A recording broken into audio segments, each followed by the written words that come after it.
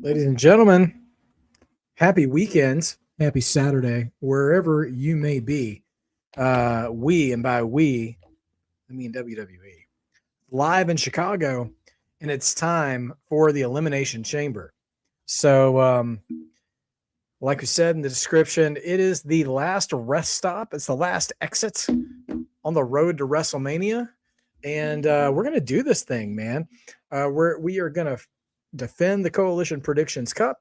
We're gonna crown a community chat champion, and we've got two Chicago homegrown. By the way, speaking of Chicago, I've got my Legion of Doom T-shirt on to rep Chicago tonight.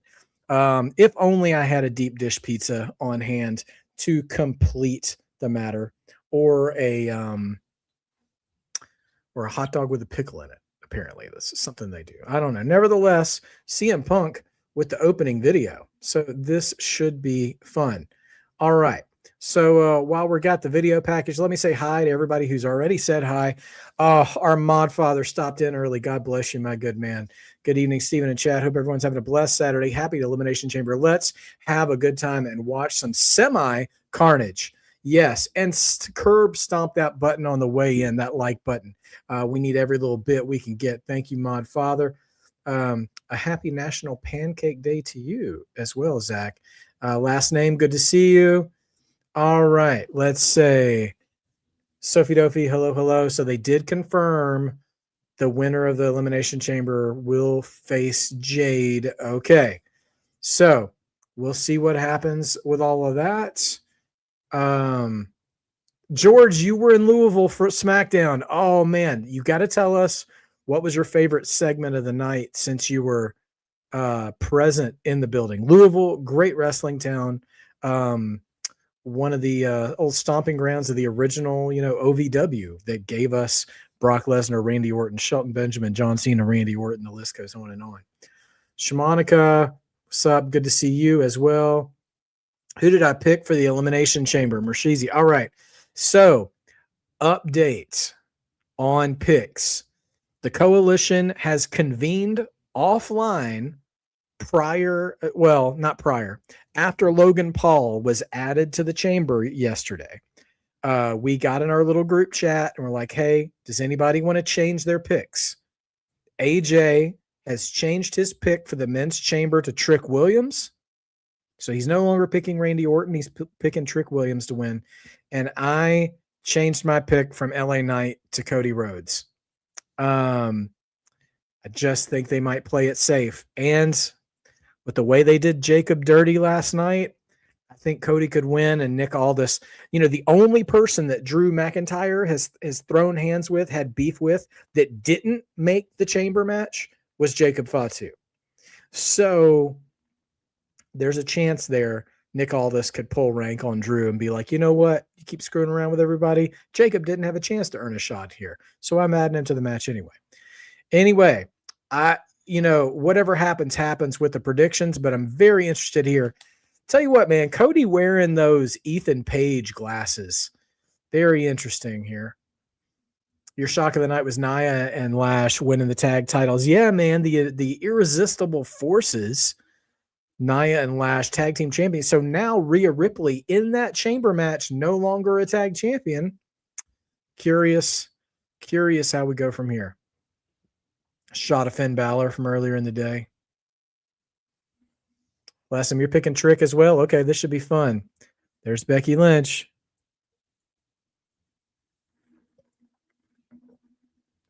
And there is the power couple, CM Punk and AJ Lee. AJ Lee's first singles match in, gosh, how long? Years and years.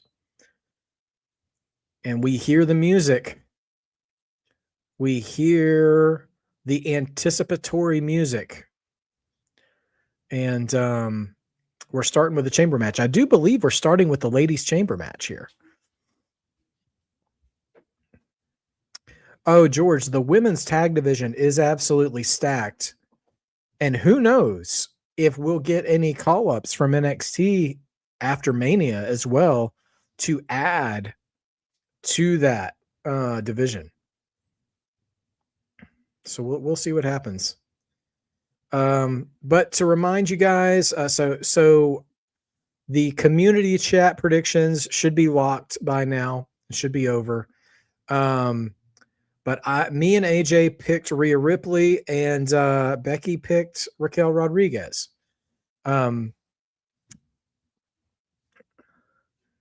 So here we go. We are doom. And we've got a crate to open at some point. A crate has been shipped all over the country. It should be arriving in Chicago. Yeah, Sol Ruka, I mean, she's got to handle business with Zarya first. But I would rather see Sol come up after Mania. Actually, I'd rather see I want to see any women from NXT that are going to be called up. I want them to be after Mania, so they have time to really finish their feuds in NXT. Sol and Zarya just broke up on Tuesday, so I would rather see them have a couple of matches, kind of like Ciampa and Gargano, before Sol gets called up. And here comes Alexa Bliss, first entrant. Yeah, I think JC absolutely could be called up as well. I did not see the Brad Williams interview with Chris Van Vliet. I mean, I saw that it was posted, but I haven't actually watched any of it yet. So I want to see what comes of it. Yeah, Stand and Deliver is not going to be on Mania weekend. I was surprised to read that at first, but honestly, I'm glad. I'm glad it's on a different weekend, because now they won't be competing with the attention for WrestleMania. And at the same time, because of how, what's the word I want to look for? How congested the week at the week of Mania is for programming, because you have to account for the Hall of Fame, all this other stuff. Stand and Deliver often gets pushed to like almost in the morning, and like, no, we don't want to do that. We don't want to do that to NXT, because if they're airing Stand and Deliver in the morning, that means their call time to the building is super early in the morning. So I like it just being on a different weekend. That way, if they did want to call somebody up at Mania, like how they had Joe Hendry appear last year, they won't have to be run ragged, Not a bad thing. Shamanica says Sol and Zarya can face each other at Vengeance Day or Roadblock or Stand and Deliver. Yeah, I mean, honestly, Shamanica, they could get 2 of those 3 matches, I'd be happy. And I think I want them to have at least 2 matches. What are they shooting? Oh, that's Jade. Jade's sitting up in a skybox. Okay. Yeah, I would like to see Sol and Zarya have multiple matches, and the last one be at Stand and Deliver. I think that it's been one of the longest stories they've been telling consistently over the year. So, just go old school with it, man, and just wrap up that story at Stand and Deliver. Put a period on that sentence. Send Sol packing. I'd keep Zarya around a little bit longer. All right, here comes Asuka. Yeah, I wonder what they're going to do with the Hall of Fame as well. Honestly, I don't know. I don't know what they'll do with the Hall of Fame, because they did it after SmackDown last year, right? And that's a long night. Ugh, that is a long night. George, that is a good question. Like, I think Zarya should get a run, even if it's a brief one. Great transition there by Asuka. Sorry. The theatrics of Asuka really distracted me for a second. The way she pulled off the mask with the fan and revealed her face paint. Looking good. This is Asuka's 3rd chamber match. Why did I feel like she's been in more?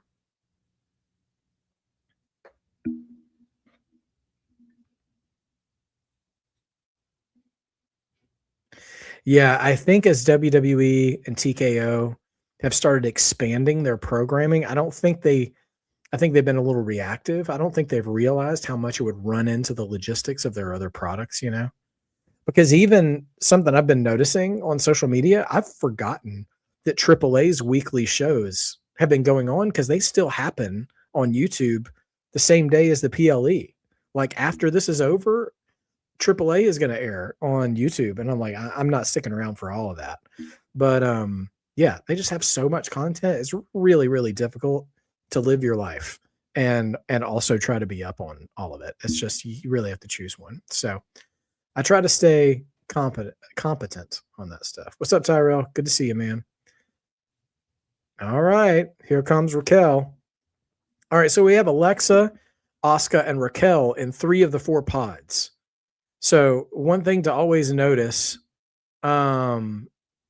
is that, yeah, they don't really promote AAA much, Sophie. You're right. I mean, they do on NXT to a degree, but there's a sign that said, I got stuck in traffic. When is Luger versus Tatanka? You have to be old like me to get a kick out of that.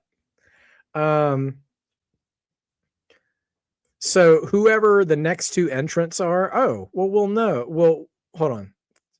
Raquel's number 3. The next entrant will be the 4th pod, which will tell us who the 2 to start are. I got to wonder,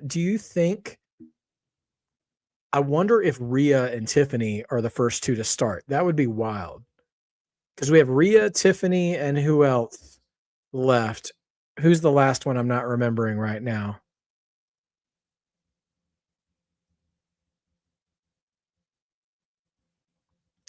It doesn't change my prediction, Sophie. I was fantasy booking in our prediction show about Raquel winning, but I didn't pick Raquel. I said they wouldn't do it. I said they would just play it safe, and they would play it safe and pick Rhea. So I did pick Rhea. Yeah, I think last name. I think you're probably right. Tiffany Stratton and Kiana would be a good opening too. But let's see who the next person is. Is it Rhea? Yup. Last name called it. By the way, if you are participating in our community predictions chat, community predictions competition, Tiffany Stratton and Kiana James are the first 2 in the women's match. Sophie, I don't know when they'll open the crate, but you know what I read today? You probably saw it too. Some people are starting to say, you know what? The size of that crate looks like about the size of an Elimination Chamber pod. What if they added somebody else to the match? Which would be weird. But anyway. So I'm actually going to go ahead and update that question as to who I said who are the final 2. Oh, I did not ask who the first 2 were going to be. I asked who the final 2 were going to be. Never mind. Sorry about that, y'all. But in case anybody was just wondering, first 2 are looking to be Tiffany Stratton and Kiana James. Shamanica, I think they would have to be on something to book Jade and Tiffany one-on-one at WrestleMania. Like they did it. You know what? They might have even only wrestled like twice or maybe 3 times in the past year. But boy, didn't it feel like they did that thing to death? They just did it to death. The last name, my top 3 guesses, if there is a person in the box, number 1 would probably be Danhausen. Number 2, maybe Royce Keys. Number 3, Jacob Fatu, and he gets added to the chamber match anyways. Like he's in a pod.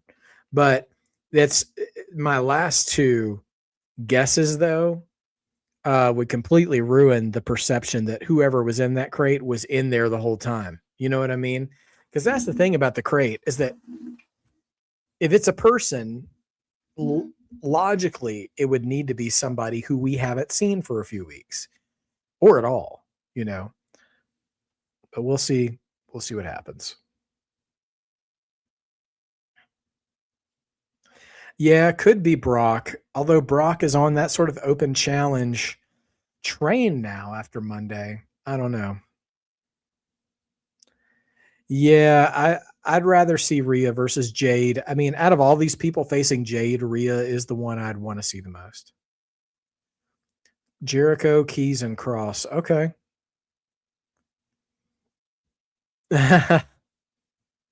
A and B in the house. Definitely A. I'm coming for you, Balboa. Coming for you, sucker. Well,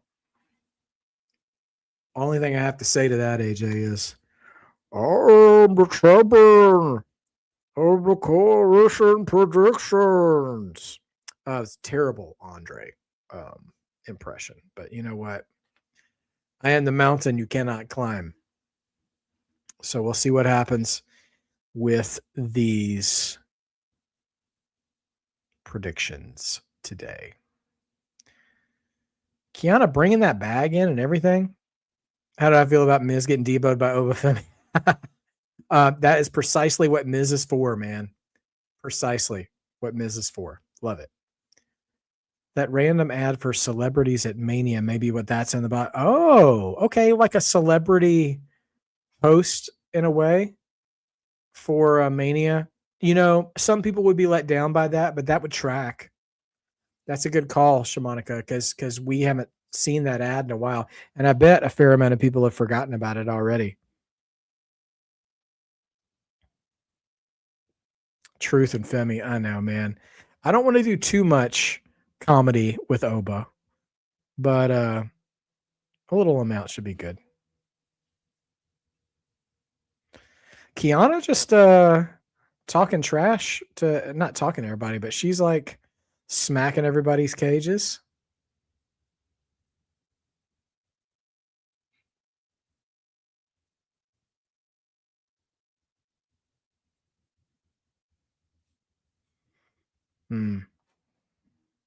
All right. All right, let's get Tiffy out here. I don't think we'll see any intentional blood in this match. Last name.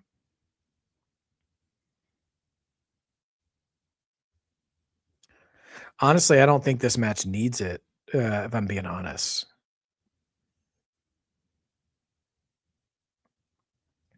All right, here comes the jellyfish. No, I'm just kidding. Did y'all see that? Kyrie Sane asked her if she was a jellyfish. New gear for Tiffy and kind of sporting different hair.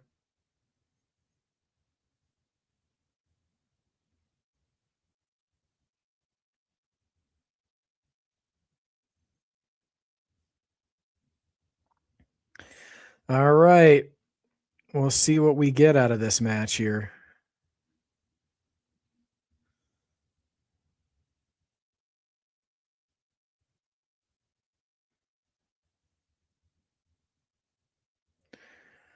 If Jay pulls a Jade tonight, oh my gosh, that would be bananas.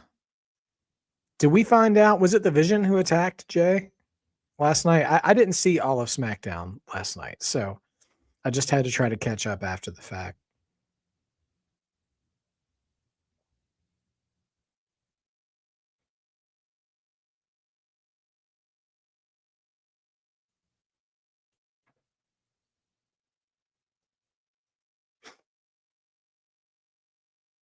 That was great last year, though, when Jade Cargill returned and just dog walked Naomi, kicking off or continuing that feud was so good.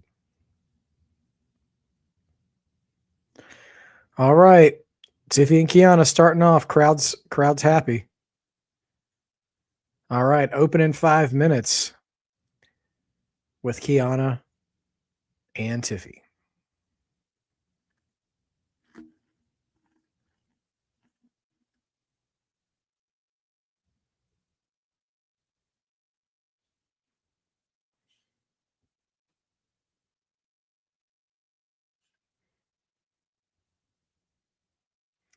Yeah, Kiana's first chamber. Wonder how she'll fare in here.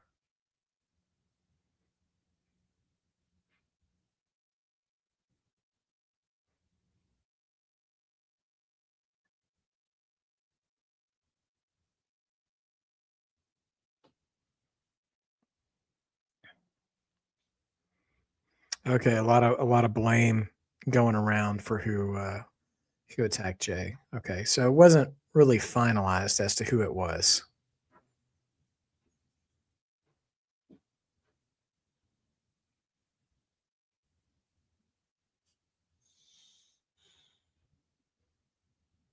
It would have been funny if Chicago had been like, it's clobbering time.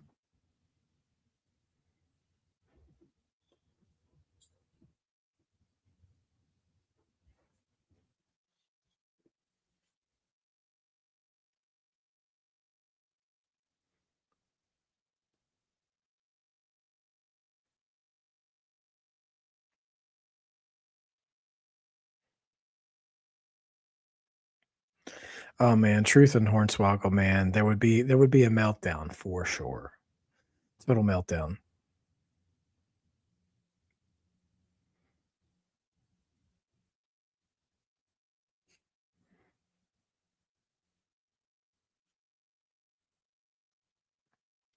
Honestly, I know that wrestling has commentary, and commentary needs to be, kind of front and center during a match.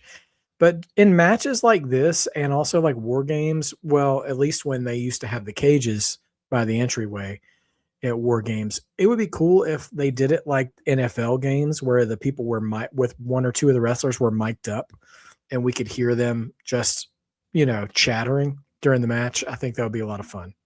If the pods were mic'd up, you know? That's all. It would be a little extra work for sure, logistically and on the performers to stay fully in character, but I think it would be a lot of fun. Would I rather see Booker T singing Swerve's theme song or dance to his theme song? Ooh, can I pick both? I'll go with singing though. Booker singing theme songs cracks me up. What's up, Swaby? Good to see you, man. Thanks for jumping in. We are live and running with Elimination Chamber. First match up is the women's chamber match. Tiffany and Kiana are the first two women in the match. No pods open as of yet.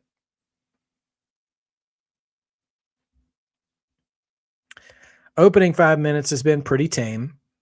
In the nosebleed section, George. Yeah, man, wherever you can get tickets, man. But it's fun. It's fun to be live. George, how was the reception for Trick live in the building? Was it as wild live as it was on TV? Oh, jeez. Tiffy goes for a handspring elbow and absolutely misses. And she just crashes into the pod. But like she didn't hit the pod till she was almost on the ground. So it's kind of a rough spot. Was this elimination metro gymnastics match? Seriously, Swaby, there's a lot of handspringing in this first 5 minutes. Wonder if they'll award medals. Yeah, I hope we don't get any injuries, man. That WWE has had enough injuries over the past few months. They don't need any like this tonight. And Asuka's first out of the gate, and Kiana meets her in there. Oh, that's dope, George. Good on Kiana for taking the fight right to her, though. I have a feeling Kiana might end up making a good showing in this match, although she's getting ragdolled right now by Asuka.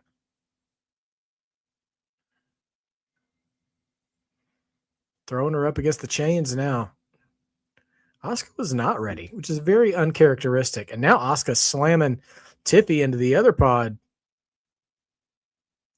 The give that plexiglass has makes for good sounds for Asuka ramming their heads into it. Crowd woke up for Asuka. Let's go.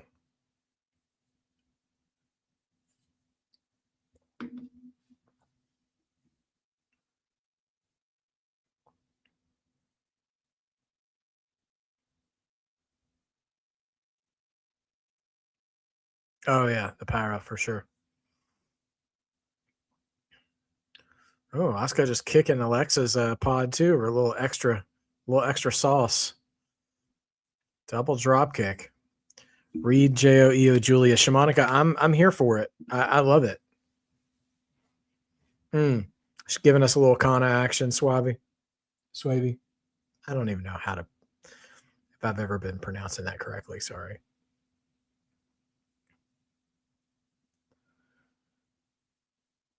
Now, correct me if I'm wrong.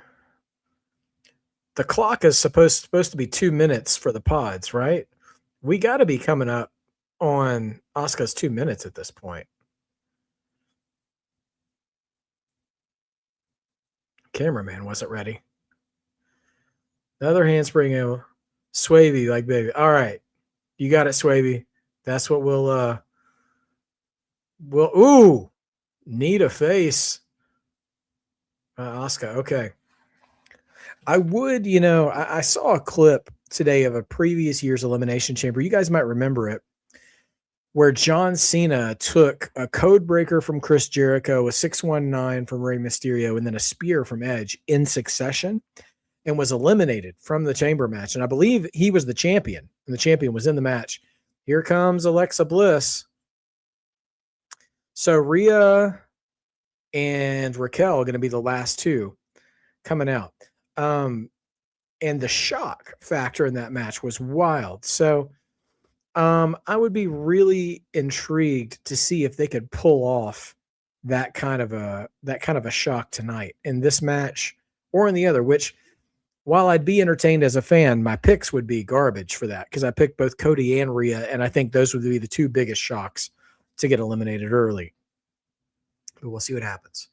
All right, Tiffany and Alexa having a stare down.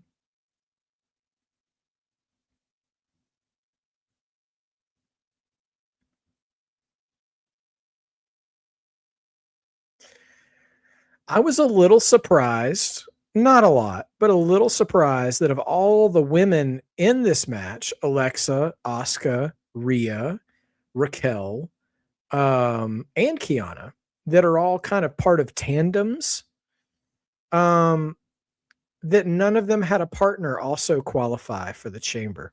And they had opportunities, Could have been interesting to see a tag team decide to, double team people in the match. Yeah. Drew could end up interfering in the chamber match to get Cody eliminated.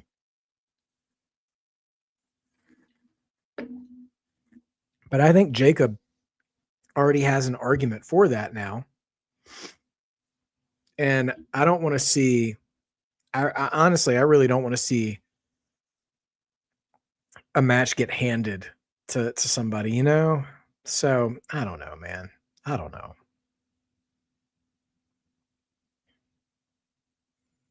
It's very messy. It feels like the kind of angle that would be better suited for a show that's not WrestleMania. I'll say that. Like that it feels like the lead up for a different kind of show. Maybe I'm just making too much of WrestleMania. Oh, catapult right into the plexiglass.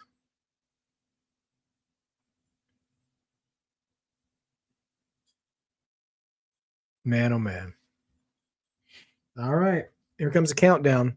We're about to find out who lady number 5 is, and by process of elimination, we'll see who the last lady is too.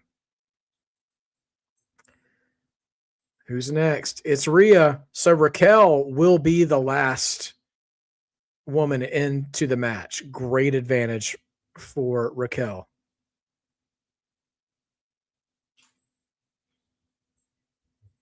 Right, Swaby, yeah. Shot after shot. I know. I honestly I like Cody. I do. I would love to see Cody take another sort of vacation from the title picture.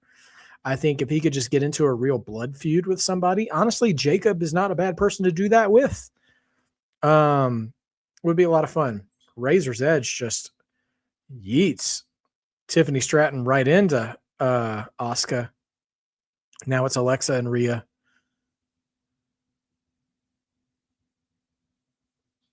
Alexa going for a tilt-a-whirl DDT, but does not do it. Tries to power out of a suplex.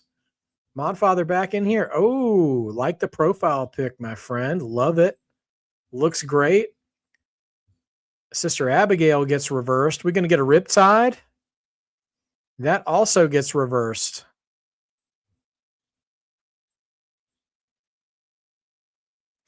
Yeah, well, Kiana is going to have to start earning her reactions with her in-ring work, which I think she can do. She's just going to need to have a shot at doing that.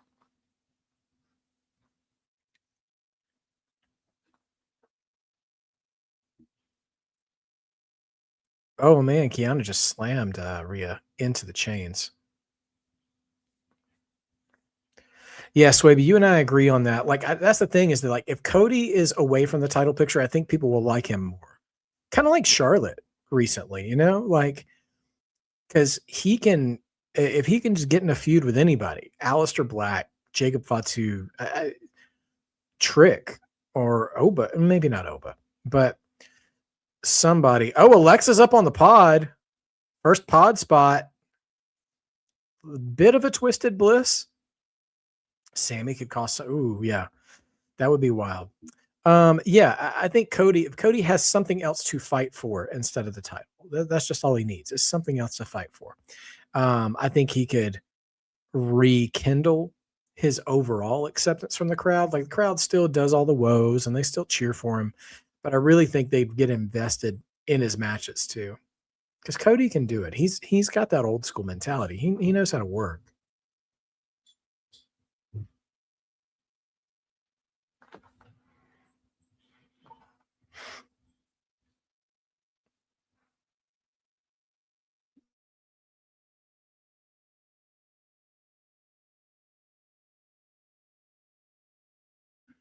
Okay, Alexa Alexa missed. More like it. Look at that. Kiana James eliminates Alexa Bliss. Alexa was going for the sister Abigail, and she caught the mist from Asuka, and Kiana took advantage. Good spot there. Yeah. Cody could feud with any number of people. And here comes Raquel. I'm not at all surprised Alexa goes down though, because she might have been Kiana was probably my least likely person to win, but Alexa would have been next.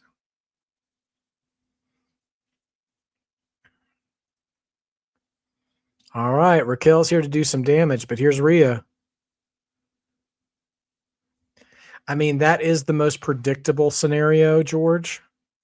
We'll see what happens. Alley oops that power bomb into a stun gun on the top rope there to Rhea Ripley. All right, all ladies in the ring now, all staring down Raquel. And Raquel gets jumped. Tiffy, Kiana, and Asuka, and Raquel's fighting them all off. But Rhea's back in there now. Raquel to the outside of the ring.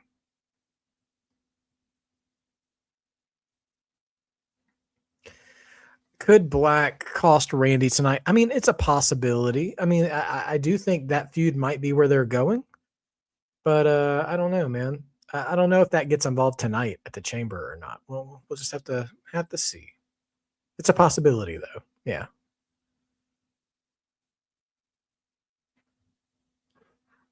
Rhea walking up to the top rope and going for a Hurricane Rana, but nope. Raquel's got her in powerbomb mode. Jeez, she almost runs right into a cameraman, puts Rhea into the cage, and then throws her over the ropes back into the ring. She gets a polite ovation from Chicago for that spot. Now Raquel has a little snake eyes action into the chains on Tiffy, but Asuka's bringing the fight to her now. Hey, man, Raquel is doing great work. RT Rick, what's up, man? Thanks for stopping by. We are down to 5 here. And fall away slam onto Asuka over the top rope into the ring. Now Raquel and Kiana fighting outside. Swaby asks, if Cody doesn't win the Elimination Chamber or Randy, who else do you see winning the Chamber? If it's not Cody or Randy, I think LA Knight is the right call. I really do. Oh, there we go. Broken pod. Raquel with a Davy Boy Smith style running power slam through the pod onto Kiana James. God bless you, Kiana. Last name, if Nia and Lash can hold the titles through WrestleMania, then I think they'll have them for quite a while. Tahana Bomb, oh gosh, she got 2 covered. Raquel just eliminated Asuka and Kiana at the same time. Absolutely wild. So we're down to 3 then. Tiffy, Rhea, and Raquel. So there you go. Hey guys, I will be absolutely right back. Just going to check on a mascot and be right back.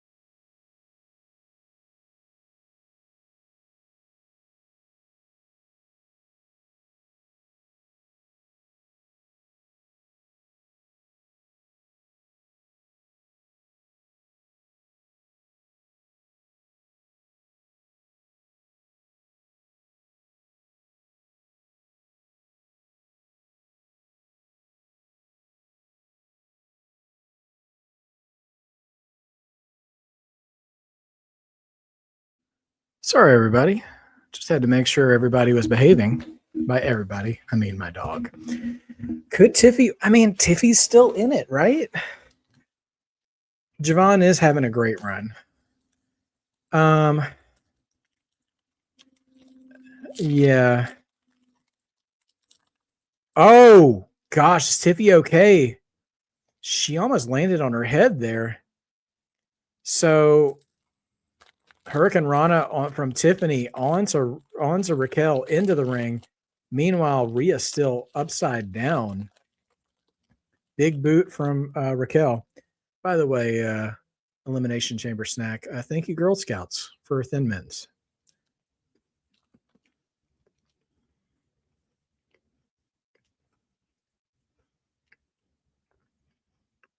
Just a couple. Moderation, though, everybody.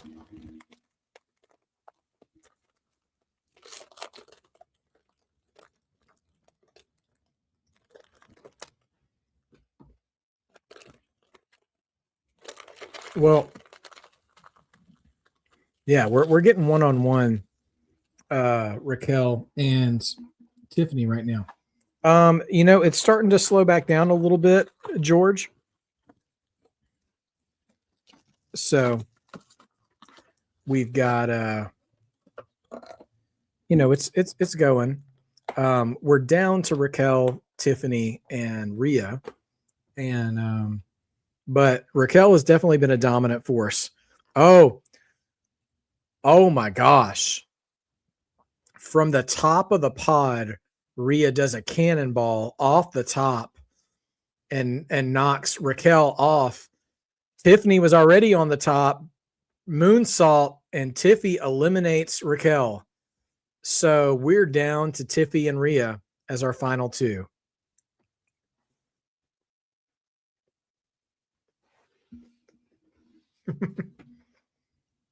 I didn't turn on the mascot. I just tried to get through to him, He's right under my feet now.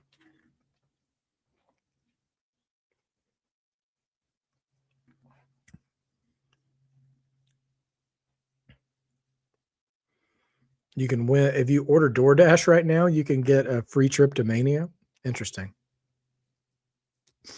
Yeah, well, Raquel had a good run. So Raquel's had two eliminations.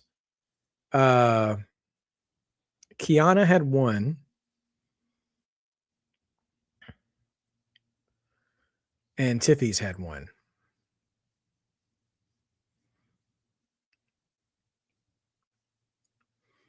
Yeah, Swaby, I will say this. As the quality of women's wrestling is increasing, I'm starting to see more and more cooperative spots, and they got to work their way through that, through the visual cooperation.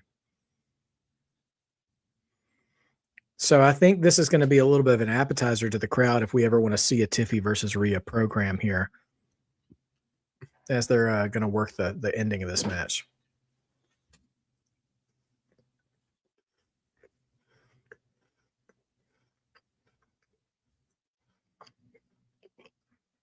I think if I'm Jade, I want Tiffany to win because she knows she already beat Tiffany. Swanton misses. Kick from Rhea. Electric chair drop coming up. Rhea's got Tiffany on her shoulders. Oh, face down. And that looked like a bit of a face plant on Tiffy, too. I don't think she protected herself on the way down. I'm curious to see if she busted her nose. I think Rhea's the call here.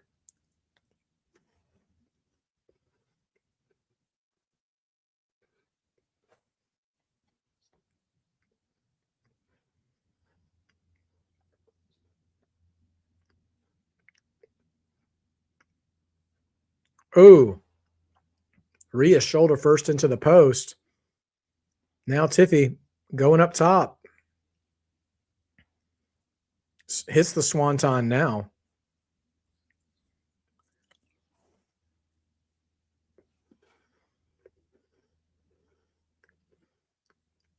Yeah, I think Tiffy's bleeding. I think that electric chair drop caught her right on the face on the mat.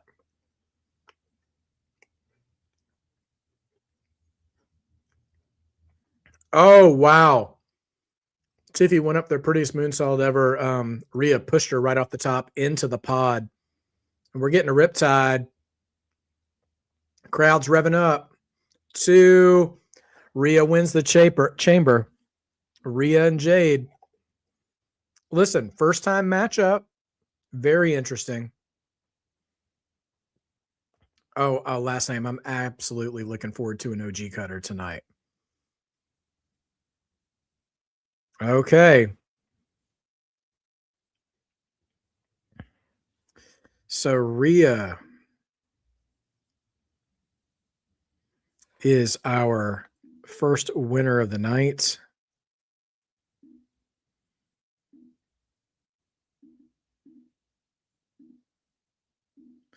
So let's update the predictions as we go along.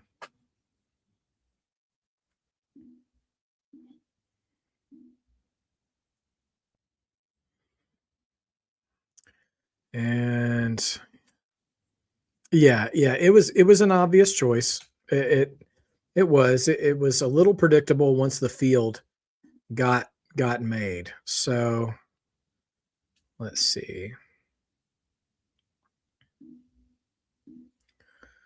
Okay, just updating some of our questions here. Going to go ahead and do that as the show goes along. So that way, once the broadcast is done tonight, I might already have an answer for you as to whoever is there. So I believe Raquel Rodriguez was also the one with the most eliminations as well. So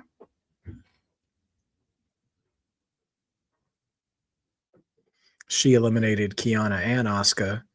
Kiana eliminated Alexa. Tiffy eliminated Raquel, and Rhea eliminated Tiffy. So actually a pretty evenly distributed elimination chamber match for the ladies.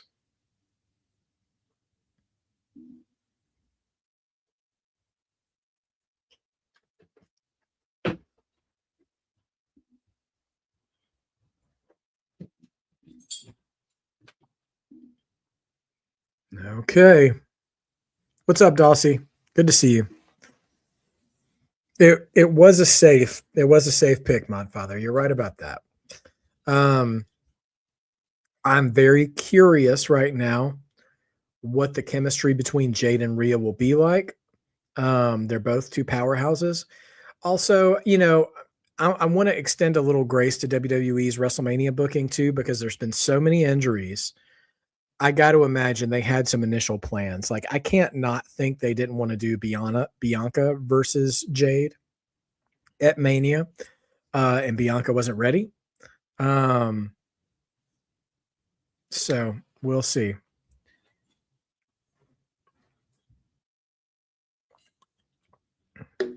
All right. Well, the crowd is hot for all the guys in the chamber match.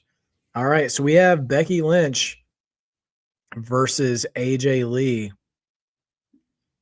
in this number 2 slot tonight. All right.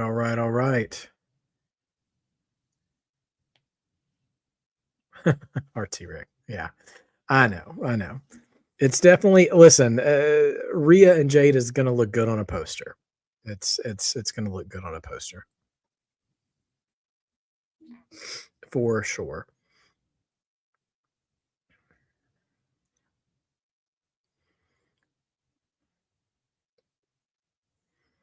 Cody with the Wheatley vodka commercial.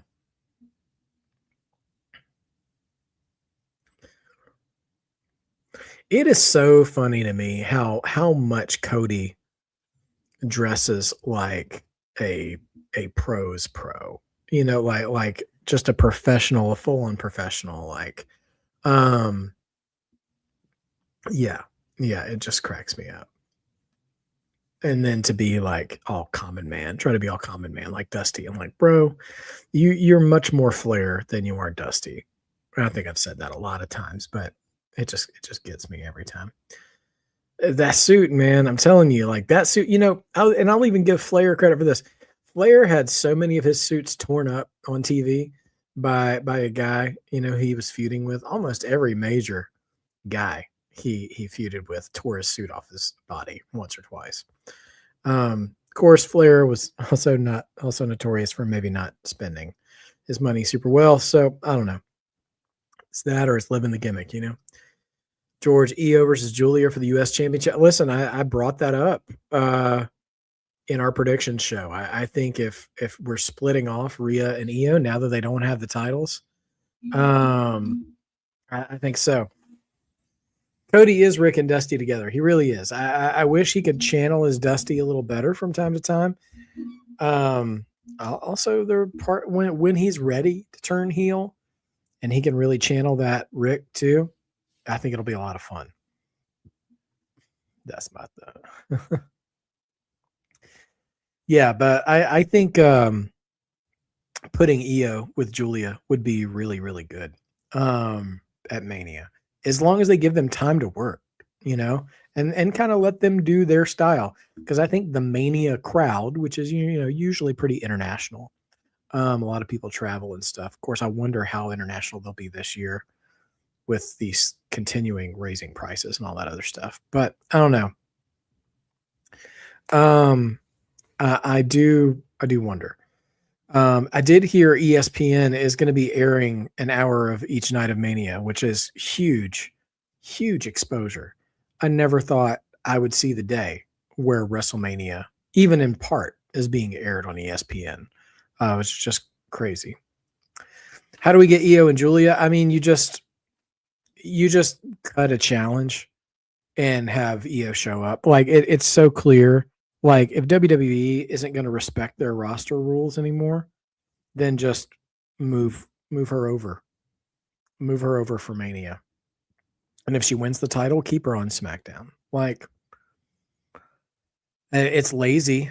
It's lazy booking, but at the same time, I mean, WWE just has not really gotten creative with moving people over to shows anymore, which is a shame because Pierce and Aldis could honestly do a really good job of being like, you know what, we're going to make a couple of talent trades, or something. Like all it would take is one segment or even like a fake phone call or whatever. They could do that sort of stuff. They did that before when they moved Jay from, I think, SmackDown to Raw. Or was it Raw to SmackDown? I don't know. But nevertheless, I did hear Mania is going to be on a little earlier, which is great. Again, that's a great thing for the West Coast, man. You just get that much time of your day back. Yeah. Yeah. Cody letting his hair grow out when he turns heel would be, yeah, I wouldn't say a must, but would go a long way in helping, hammer it home, I think, for sure. Nick Aldis has a rating in the video game. I heard the ratings came out, but I have not seen anything. I did hear that Jelly Roll is in the game, apparently, though. And I did learn because of one of my buddies, well, not because of one of my buddies, but that's what got my attention, that the referees are in the game selectable now, too, which is pretty interesting. Slim Jim ad. That's the only Bianca we're probably going to be seeing tonight, unfortunately.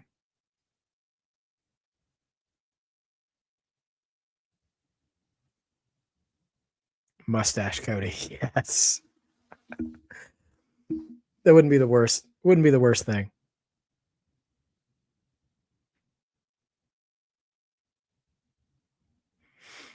All right. All right, we're back. Coming up next is going to be, unless Bianca's in the box, which would be very strange.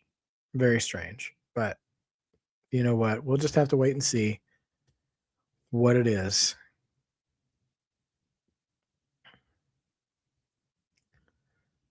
Logan.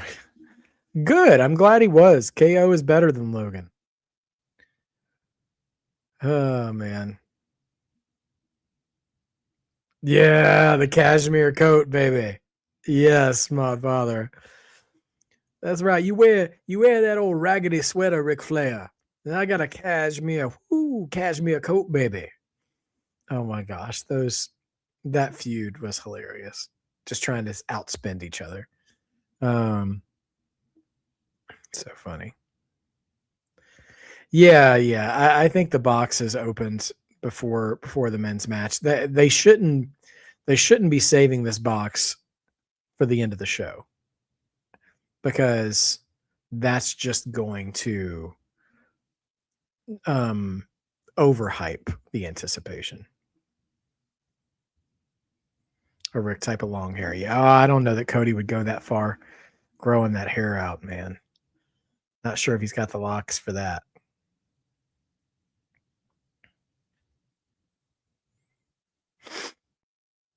Logan just doing his rage baiting, man.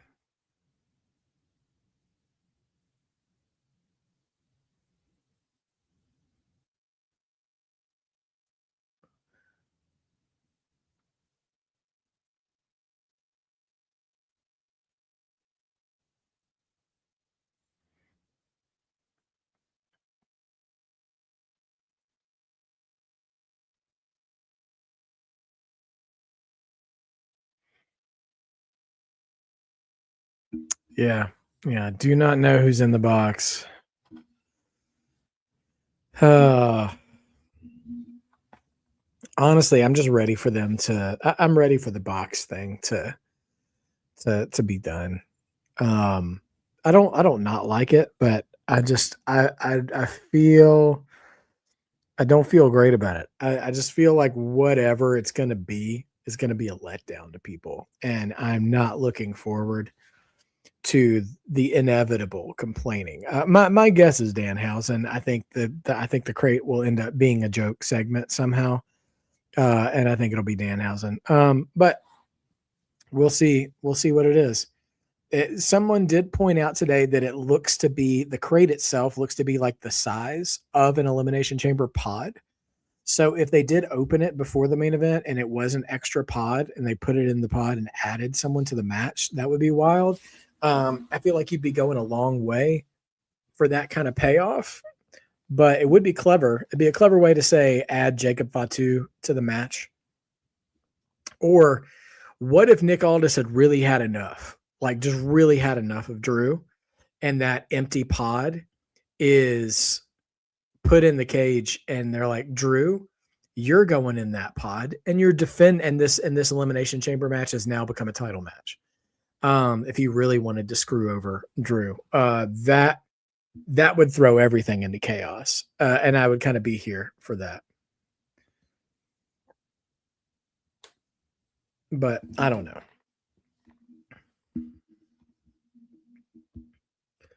All right, Becky Lynch versus AJ Lee. I can't remember who I picked. I mean, I remembered thinking Becky Lynch would still be champion at the end of this match, but I did pick AJ Lee to win. I actually picked her to win, like, I'm assuming via disqualification or something like that. But A and B both picked Becky Lynch to retain. So we'll see what happens. Not Dijak. No, not T-Bar or whatever his name was, part of Retribution. Man, Retribution really didn't pan out, did it? And I don't mean any negativity towards the performers who were a part of it. They were all actually pretty good performers with Mustafa Ali and Michin and those guys. Yeah, some guy named Danhausen. Yeah, so Danhausen's a comedy character. If you're unfamiliar, somebody once told me when I asked about Danhausen when I had not known much about him that he's like, what if Conan O'Brien and Kane had a baby? Which is not far off from his personality. All right, let's light it up.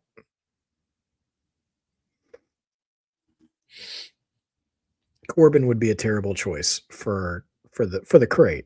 Corbin was a really good worker, honestly, but no, it would be setting him up for a backlash, not a WrestleMania backlash. If it was him. All right, here she comes.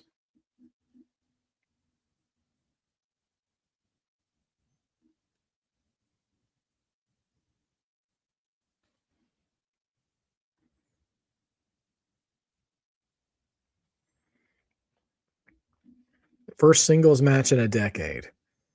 Becky Lynch.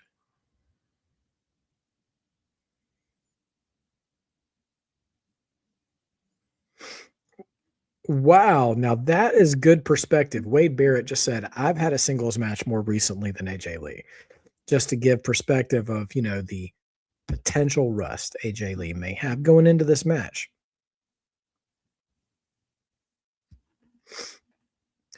Well, we'll see. We'll see what the ladies have cooked up for this match. Are we getting the whole? Yeah, we're gonna get the whole intro. Oh, Jessica Carr is the referee. Just want to point that out to everybody. The crooked referee that Becky Lynch always complains about is reffing this match.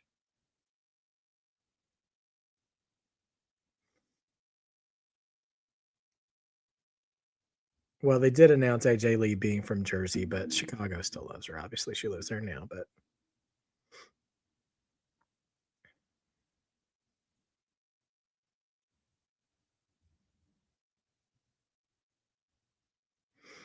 yes, AJ Lee's second match back last name. Her first, no, this is her third match back. She was in the tag match, the mixed tag match with Punk and Seth and Becky. She was in War Games. And this is her only singles match, though. Yeah, I think the ref. I feel better about AJ winning this match now because Jessica Carr being in the match. Surely they're going to continue that narrative to some degree. I mean, I'm not saying she's going to be the main story of the match, but it would be really foolish of them to ignore the fact that this referee is reffing Becky's match, who cost her the title once, according to Becky, right?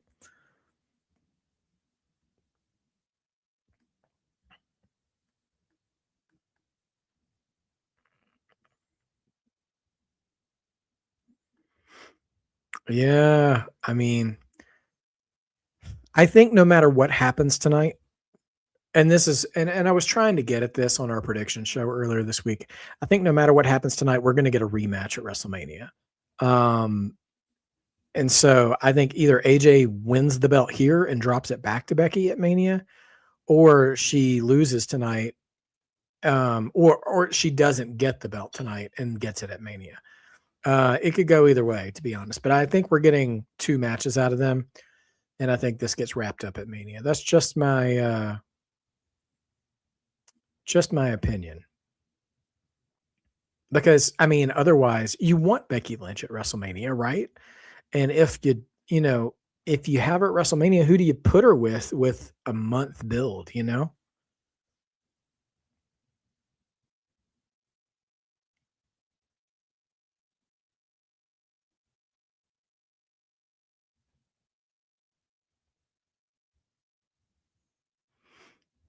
All right.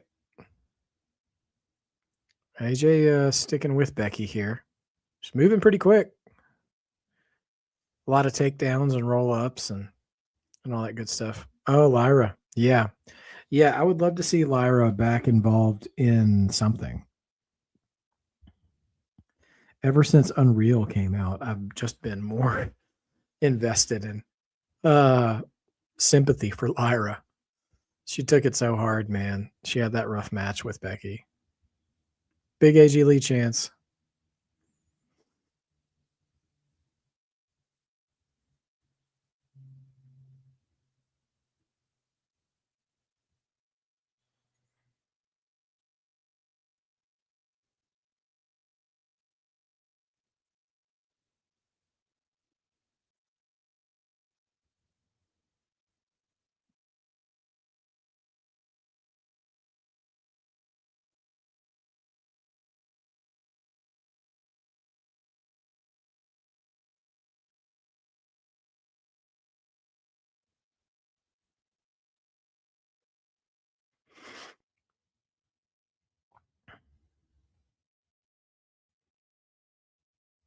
All right, Becky outside the ring right now, just kind of catching her breath, and AJ strutting around the ring. I gotta admit, man, this match is in a tough spot because it's only a 4-match card, and the opening match being an Elimination Chamber match. They're kind of working a slower pace here, which I think some of that's by design. With it, kind of easing AJ back into this singles match stuff, but I don't know.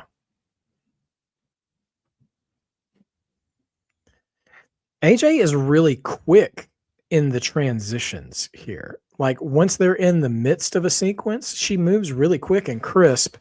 It's just like getting from spot to spot. It's interesting. Like it's almost as if she's needing to be guided to like, okay, this is the next spot we're going to do. And like when they're executing the spot, she's great. It's just, I don't know. I don't know how to describe it. Does that make sense, you guys?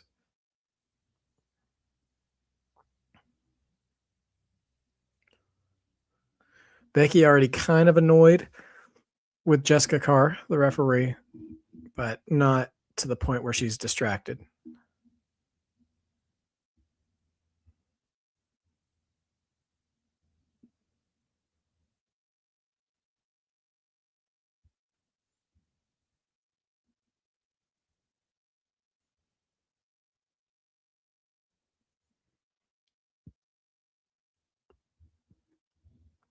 Oh, Swaby, that's a good point.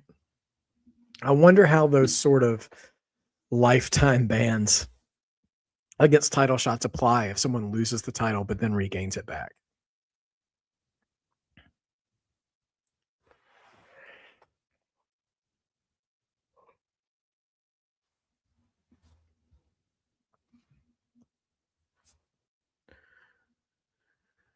Okay.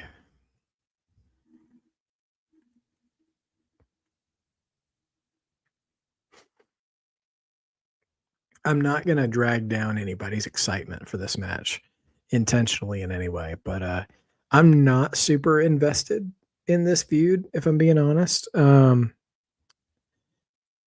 So it's fine. This match is fine, but I'm not locked in the way that I was for our opening matchup, and will be for the men's chamber too. The men's chamber, I expect to hold our attention the whole ride through. But we'll see what comes of it.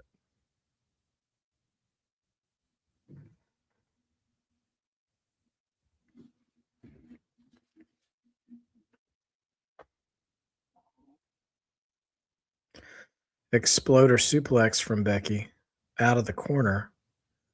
Only gets a 2 count, though. Zilla in the box. Do you think the audience will know who Zilla is if he comes out? I don't mean that disrespectfully either, but do you think they will know him, you know?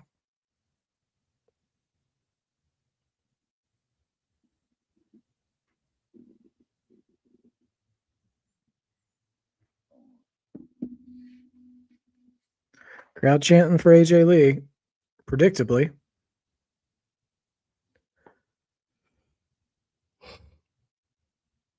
I'm sorry I'm yawning, you guys. It's not a boring show. It's, I don't know. Some boo-yay punch exchanges from Becky and AJ. It's funny. I'm just saying Becky and AJ over and over again, like they're actually fighting in the ring.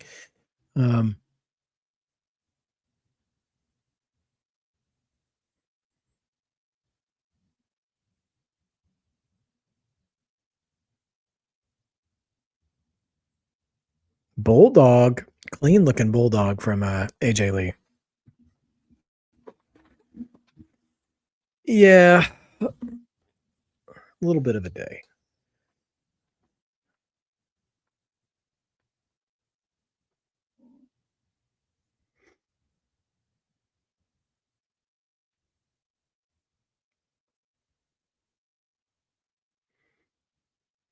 I wonder how much time this match will get, if I'm being honest. Given AJ's time off. And if I'm being honest, it being a women's mid-card title match. Tornado DDT from AJ Lee. Again, AJ's moves are looking great. Shining Wizard right in the middle of the ring. Only 2.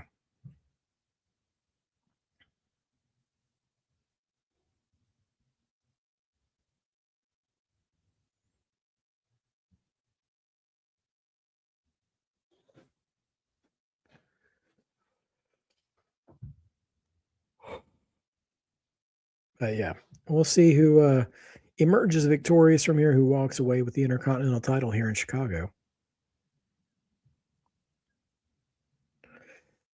Yeah, if anything, I'm glad to see AJ get to have some matches with this current crop of women, even if it is limited, because yeah, I wouldn't say she was wasted, but I don't think she was utilized to her maximum potential during her era because the roster was not up to her level, generally speaking. So Swaby, I think you're 100% right about that. Because Lord help us, if this had been 10 years ago and it wasn't Becky Lynch in the ring with her, like this match would be brutal. Becky Lynch just removed a turnbuckle cover. No, I don't think the Punk match gets cut short. Oh, AJ blocks the turnbuckle shot. Kick reversed.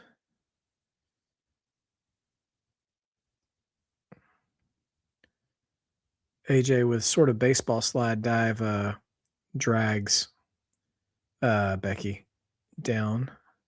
Climbing the top turnbuckle, knocked down. Becky going to climb up for her superplex position, perhaps.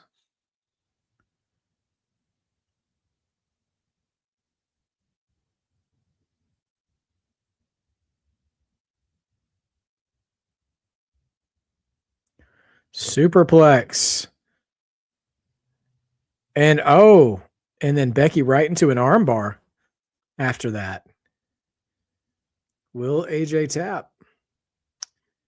The crowd is helping the match a little bit. They're not as into this match as I thought they would be, though. I mean, they're not quiet, but there's a little bit of flatness in the match.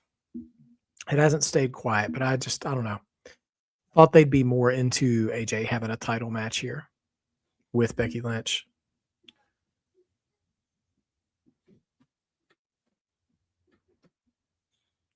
Oh, Jessica Carr now has the turnbuckle pad, and she's going to be putting it back on.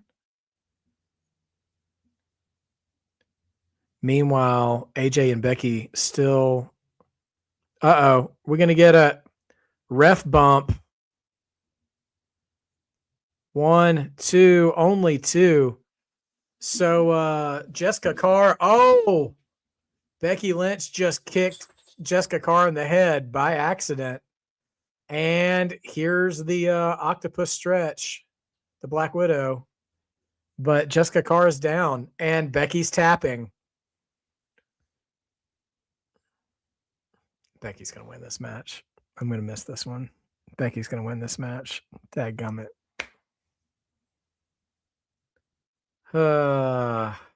Ref bump.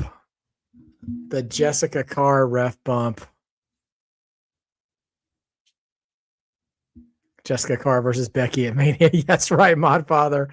Seriously, man, they've had the feud.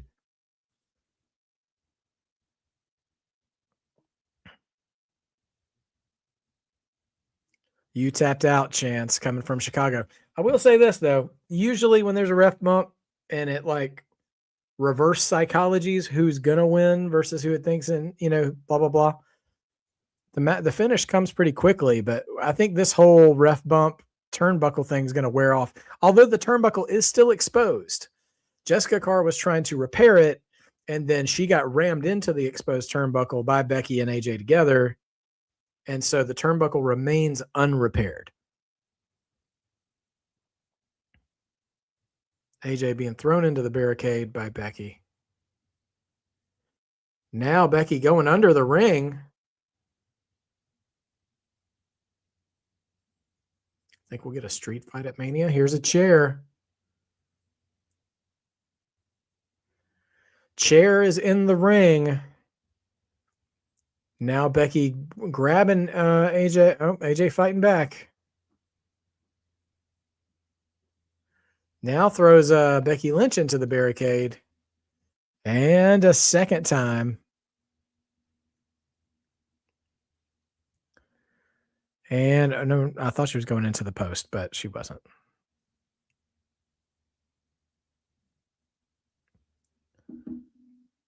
Another shot.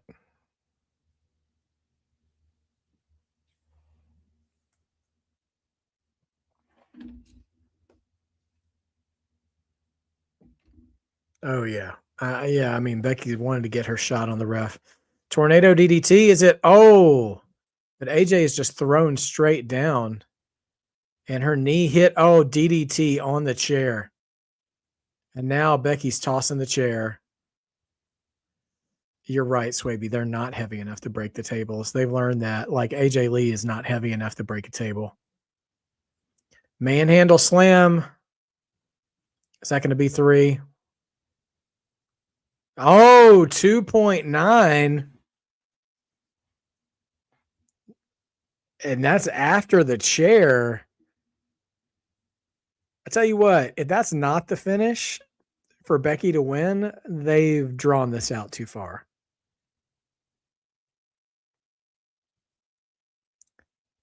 Crowd getting behind AJ Lee now.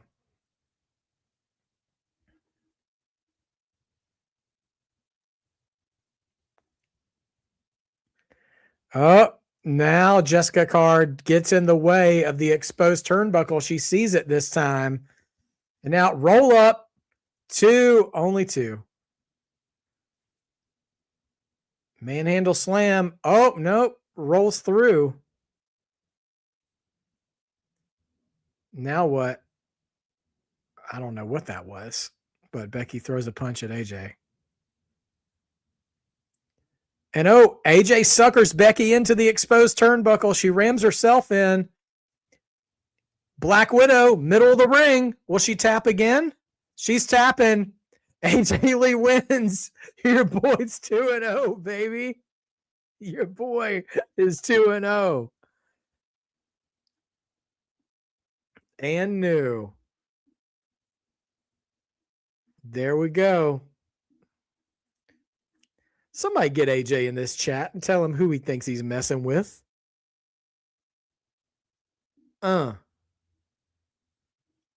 Paige in the box. Actually, that's not a terrible guess either. Because we haven't seen Paige in a minute either. All right, let's update the community chat for that as well.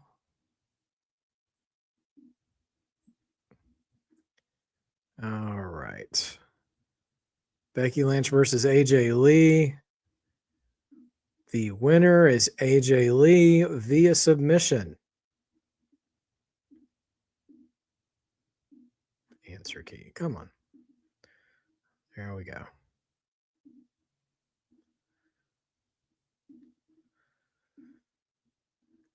All right. We'll see what happens. All right. So now, yeah. Oh yeah, Jessica Carr. Honestly, I kind of like Jessica Carr being sort of involved in Becky's business right now. It gives an added wrinkle. It gives Becky something more to complain about, which she's, for me, at this point in her career, she's at her best when she has something viable to complain about. So yeah, we probably get a rematch here, you'd think, but we'll see what happens. I'm imagining we have Punk and Balor next, and we wrap up with the Elimination Chamber.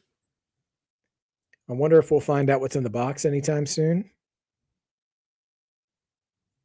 Yeah, that Black Widow, she's 3 for 3 in, man. Like, and I think you build to that too, right? Like if Becky gets over on AJ at Mania, if they have a rematch there, have her finally topple the Black Widow. Becky is going to cry in the car. Oh, there's the crate. And there's truth. It's gonna be a comedy bit. Oh, Papa John's. That Papa John's pizza does look good though, dog. I have not had any dinner yet. Well, it's only 5:00 in my territory. True sitting here eating pizza on camera in a segment. All right. Aldis and Pierce. Still standing in front of the crate. All right. Punk and Balor coming up next.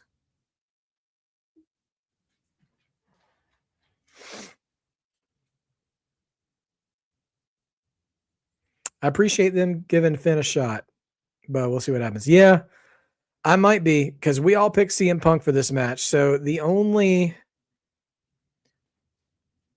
let's see.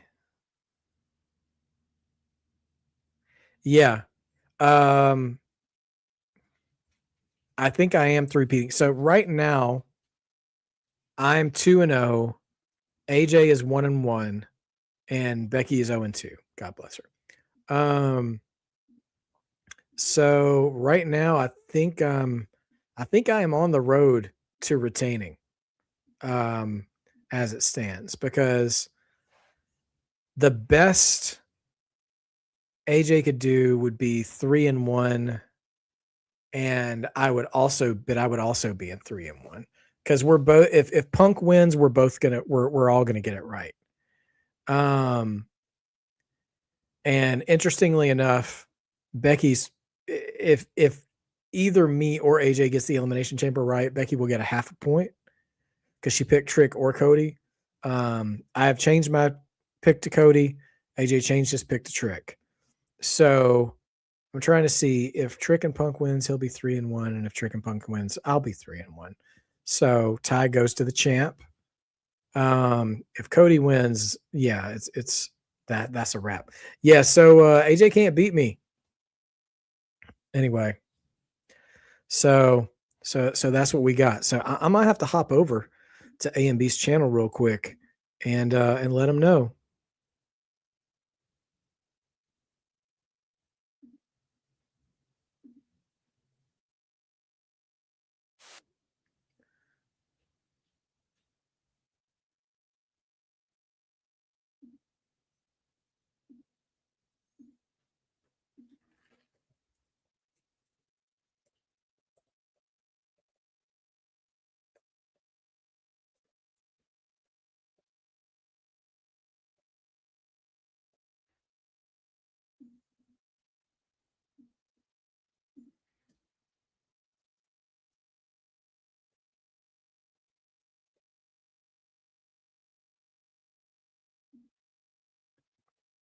Oh, goodness. All right. We on commercial break. 2-0. All right, Sophie Dophie.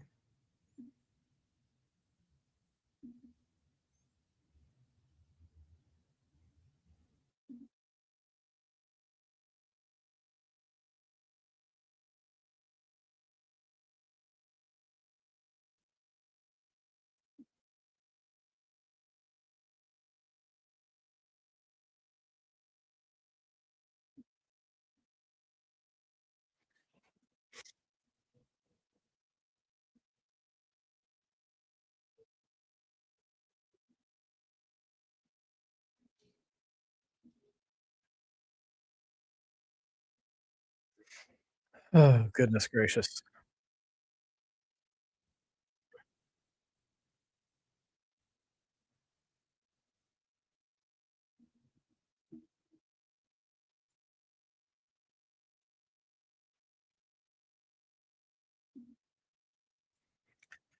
Yeah, I think they gotta set up the rematch. I imagine they gotta bring in Jessica Carr somehow, um, to do something, but, we'll see what happens. Maybe you get a gimmick match, you do and get an I Quit match, a submission match maybe?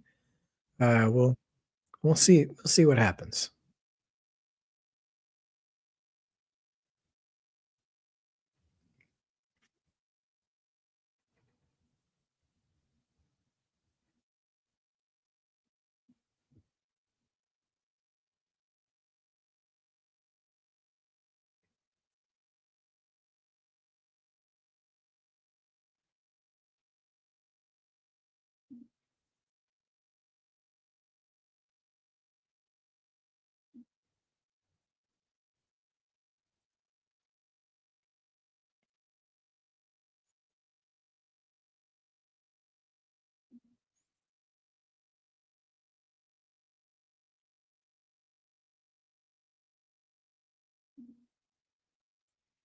Okay, okay.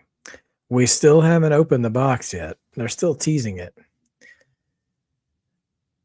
Yeah, if it's Danhausen, I does he do multiple styles of face paint? I feel like I've only ever seen the one, the sort of red, black, and white, style. So, I'll be surprised if it's anything different. Commercial for Chicago.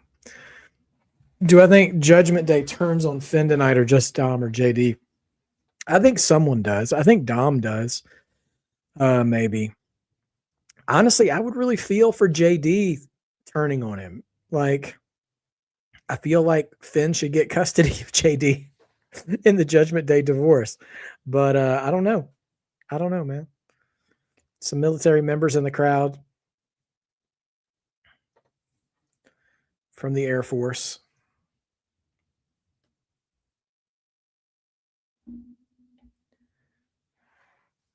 Oh man, oh man. I hopped over during the commercial break to leave A and B a comment. And coming back, it ain't over yet. Yeah, he said, I ain't hear no bell. He ain't hear no bell. I feel you.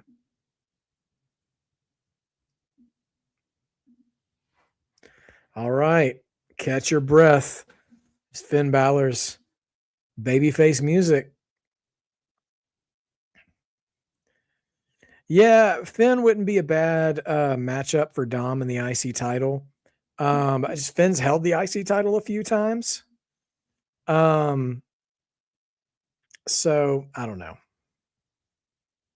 We'll see what happens.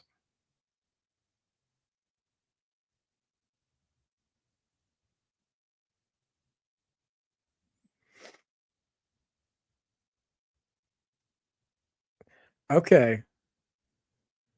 Cole says that JD and Dom are in the building.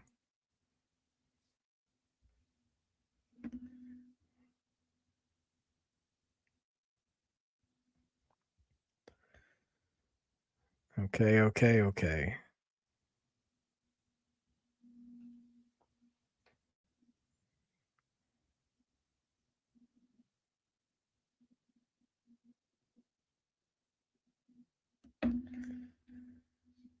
Yeah, I know. Trick is a hot commodity, but I just don't believe that creative would put him in the in a world title match at WrestleMania this fast after debuting. I just don't. Yeah, I don't believe that. Last name, I don't know if he would count as a Grand Slam champion if he won, because the first title he won was the Universal title, and the Universal title is kind of the same lineage as this title. So technically, he's already won this before. The belt just looked different. The belt that he hasn't won is the one Drew has. The the WWE title, the main one, if you will, the Cody one, the Roman one, Right. Trick isn't Gunther. Exactly, Sophie. I love Trick. I'm ecstatic that he's as over as he is.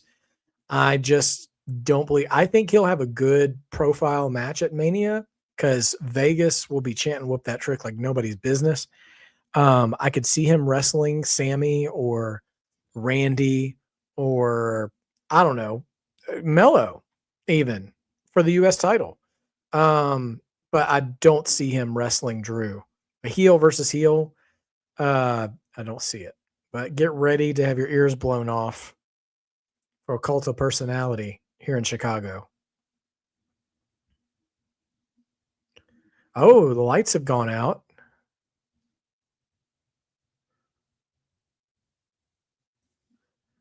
Are we going to get a special?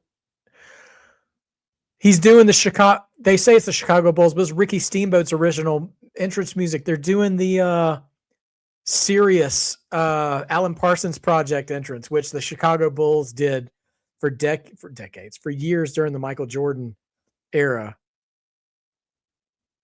That's so wise. Doing this on ESPN too.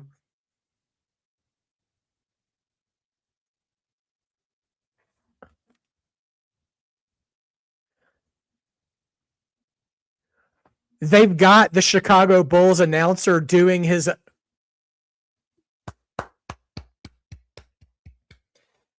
CM Punk is Michael Jordan and himself. They're dropping banners. Copyright infringement on Mello. This is a Chicago Bulls thing. It's a total Chicago Bulls thing. He's not coming to the ring with security, so he's not. It's not a Goldberg. Oh gosh, he's got Larry on the back of his jacket too.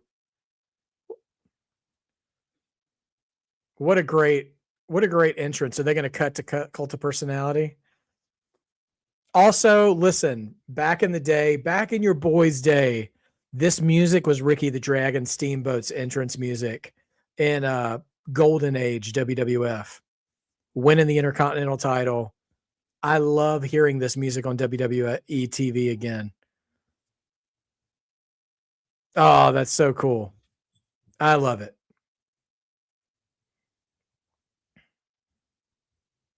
Yeah, that song's called Sirius, like Sirius Black from Harry Potter. Sirius. And here comes the Cult of Personality pop. Oh, he's got red, white, and black. He's got Bulls colors on too. Come on. You know how much of a gimmick sucker I am for gear. Sorry, Finn. You never had a chance.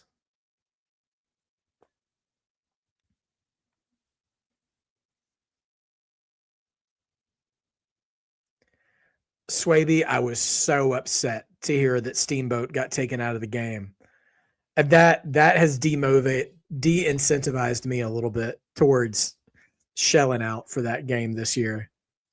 I mean, I don't play with Steamboat all the time, but I love him being in that game, though. I always go to him when I'm doing, 80s stuff. And he's gone. Jake Roberts is gone, too. Like, I wanted both of them in there. I mean, I don't need NBA players. I don't need Jelly Roll in the game. Like, I don't need 4 different gear options for Roman Reigns that are the same, that are all a t-shirt and black pants, I'd love to just have some different wrestlers, even if they only have 1 or 2 gear options, Ugh. If Steamboat was coming out with Punk, oh my gosh, I think it would be a little lost on the crowd, but I would absolutely love it. Yeah. And I mean, there would be a certain amount of the crowd that would be into it too. Because Chicago is where Steamboat won his first world title too, beating Ric Flair in '89. Man, Chi-Town Rumble, just absolute classic. One of the best wrestling matches ever. And I know Punk has respect for Steamboat too, for sure. They they tinkered around, worked with each other a little bit in Ring of Honor when Punk was there. I don't know if they ever crossed paths with Ricky as a legend when Punk was in WWE or not. I can't remember that, but I do know they shared the same space in Ring of Honor for a brief amount of time. Punk soaking it in though. Crowd's loving every minute of it too, though.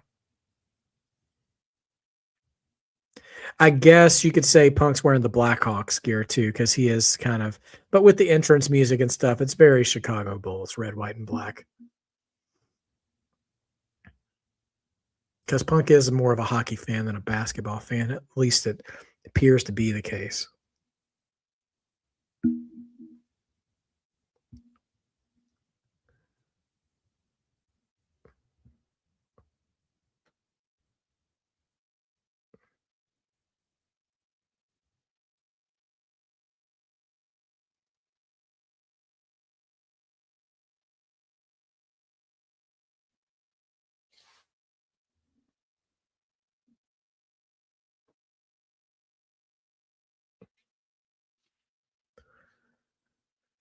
Loud, but the entrance is still going on. This is getting Undertaker levels of entrance. Yeah, it looks like the C on the back of Punk's trunks is more Chicago Blackhawks than Bulls, but whatever. I'm still gonna say Bulls because of the entrance. Maybe it's both because I think the Bulls and the Blackhawks play in this building. I think this match could definitely over deliver. I don't know if I'd call it match of the night because it's going to be hard to contend with that men's chamber match unless they do some foolishness in that match. But I think Balor and Punk, though, together could definitely exceed expectations.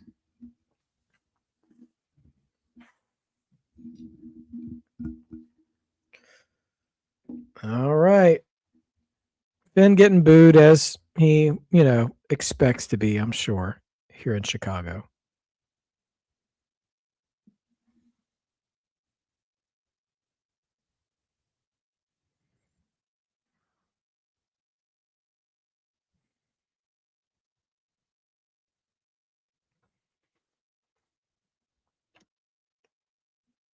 Oh yeah, definite Chicago Blackhawks logos on his trunks. So he's just repping Chicago all around.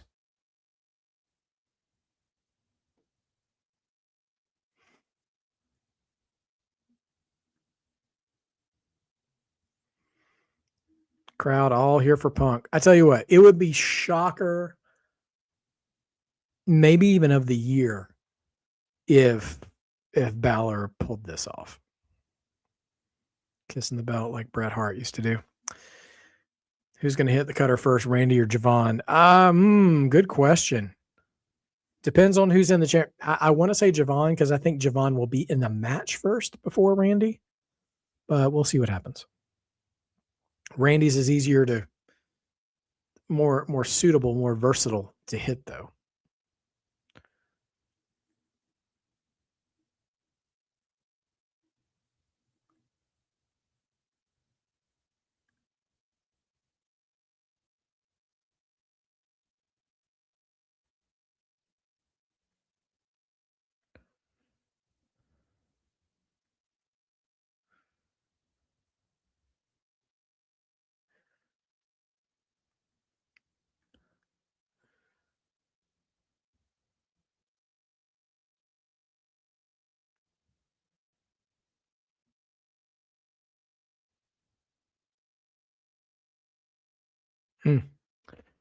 Oh, I tell you what, I'm loving Barrett as a commentator. Pointing out that like Finn Balor's not going to be phased by the Chicago crowd because he spent his entire career wrestling in front of foreign audiences. So like this is just another foreign audience for him, being from Ireland.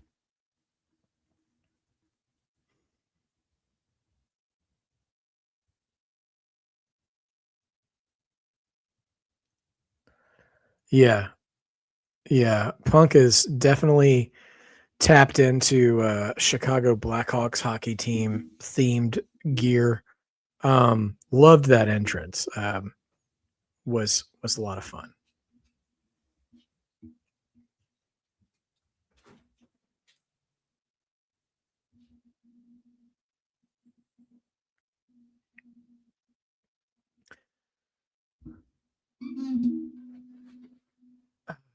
All right. So we'll see.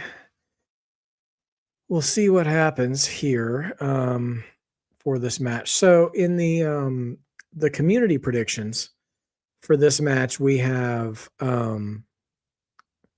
sorry, I'm just trying to get to the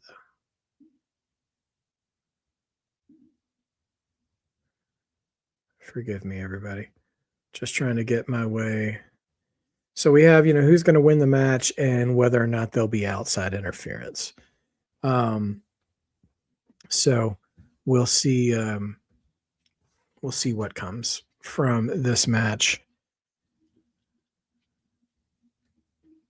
That's true. Yeah, yeah. Punk really does go themed between sports and also comics from time to time too. Honestly, not just sports, comics, and wrestling. Like he's just very referential in his gear. Because when he wrestled Brock at SummerSlam, I think he had a Wolverine style gear, color scheme. And there was that time where he was wearing Randy Savage style gear as well, which was, doing that for a time with the pink trunks and the yellow boots. And then also just this last SummerSlam, he was had that sort of Fantastic Four, homage as well. So he's certainly on top of things. Let's see. I'm going to take a look preliminarily who is in the lead right now. Let's see.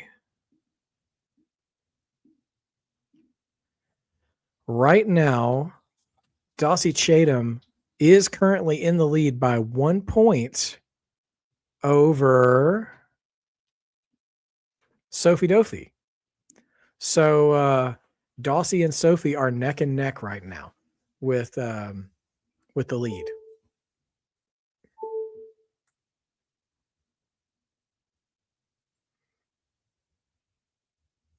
But those numbers are not, those are just preliminary numbers right now. They won't be finalized till the end of the show once we get the rest of the predictions taken care of. Big chops in the corner. Would I be mad if The Rock was in the box? Not necessarily. It depends on what The Rock does. If he came out, I would be surprised because I wouldn't expect The Rock to make a return via box. But we'll see what the future holds here tonight.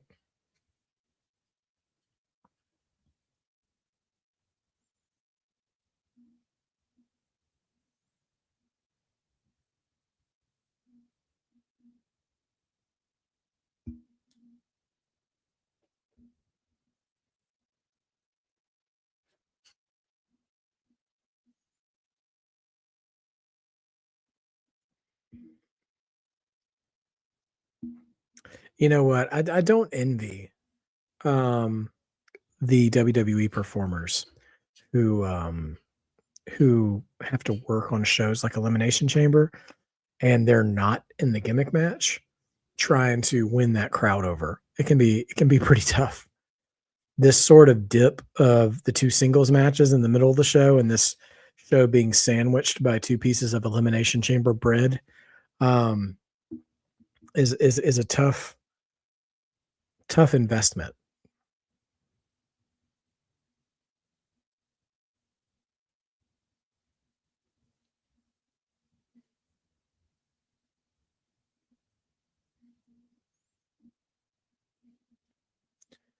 There's a nice little story they're telling though with the body here.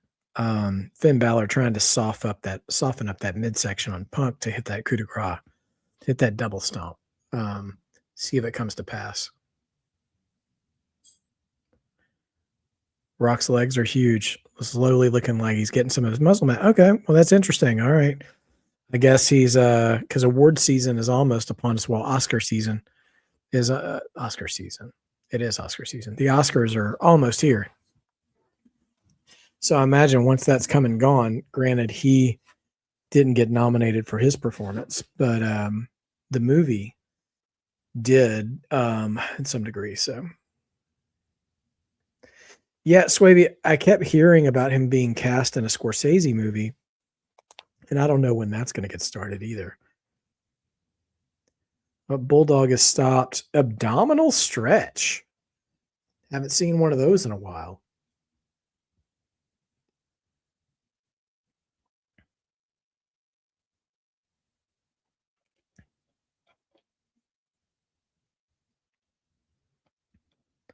I'll tell you what would be interesting is if Roman Reigns showed up to interfere tonight. Nobody's really, well, I say nobody. I haven't seen anybody really talking about that.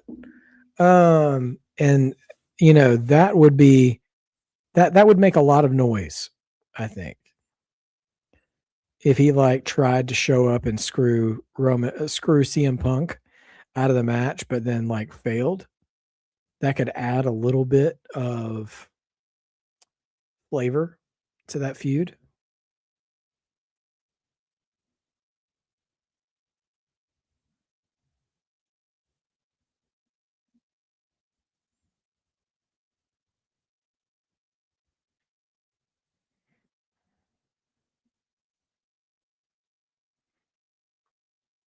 All right, both men down. Let's see.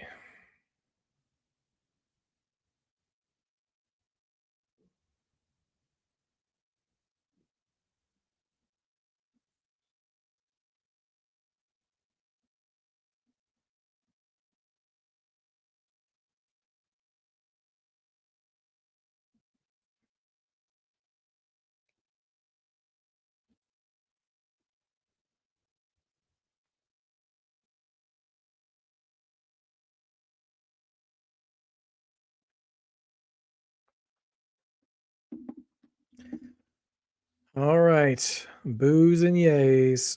Slow punches going back and forth. Pace starting to pick back up here. Knee to the corner. Now here comes the Bulldog.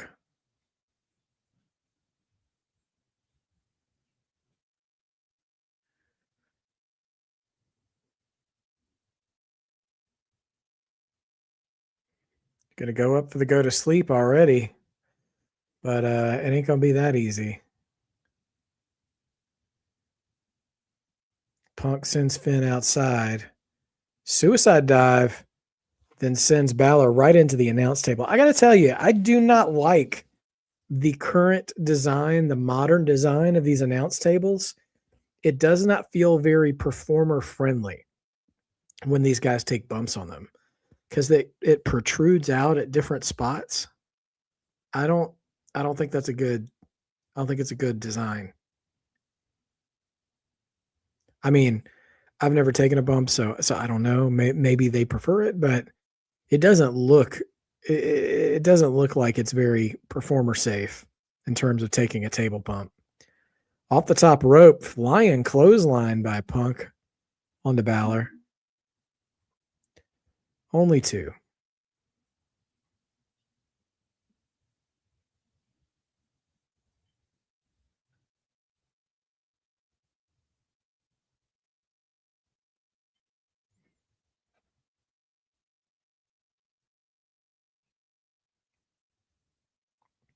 All right, trying to go for a go to sleep again, but now, nope, Finn Balor with a reversal.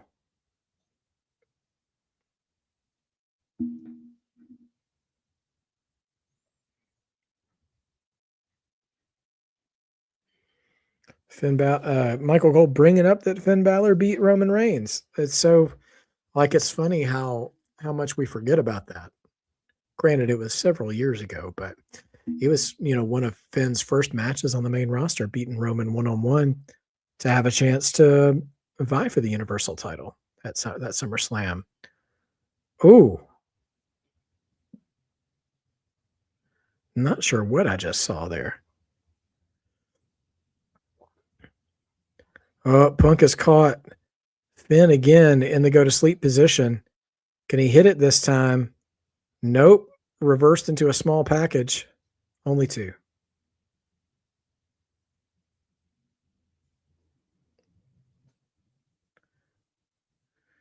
Yeah, I mean, there's a lot of good things about the 2K series too, that have gone well. There's a lot of versatility. I think the thing that I'm a fan of the least, though, is roster management. I think there's so much, roster, so many roster options, which is a good thing. I just don't like being forced to play all the modes to be able to unlock every superstar. Because at the end of the day, I'd like to just use the roster that's in the game, whether they're DLC or whatever, showcase, my faction, all that stuff. I just want to be able to use those guys for my own means, whether I'm doing universe mode or a GM mode or just doing a play now stuff, and I don't love it. I really didn't enjoy this past year the my faction exclusive wrestlers because it's just forcing you to spend money. And I didn't mind buying the season pass to get the free DLCs. Well, they weren't free; I paid for them to get the DLCs, but there was no guarantee through the my faction selections that you'd ever get some of the people who came out, like the TNA version of AJ Styles. You already had to possess certain my faction wrestlers to even compete to get them. And not to mention the competition had a window of time and then it was gone. And so, yeah, I don't care for any of that. Balor is up top. He might have the coup de grace, but he misses. Punk rolls out of the way. And another knee to the corner, but now he's met him with a clothesline. Yeah, Punk's mouth is busted open. He's going up top. We're going to get a Macho Man elbow. Sort of. Nobody dropped that elbow like Randy did, but he has his homage.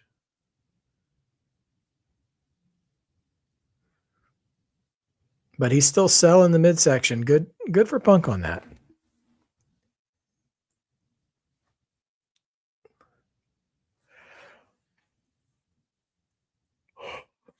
All right. Only a 2 count reversed and a crucifix. Balor back up and moving fast.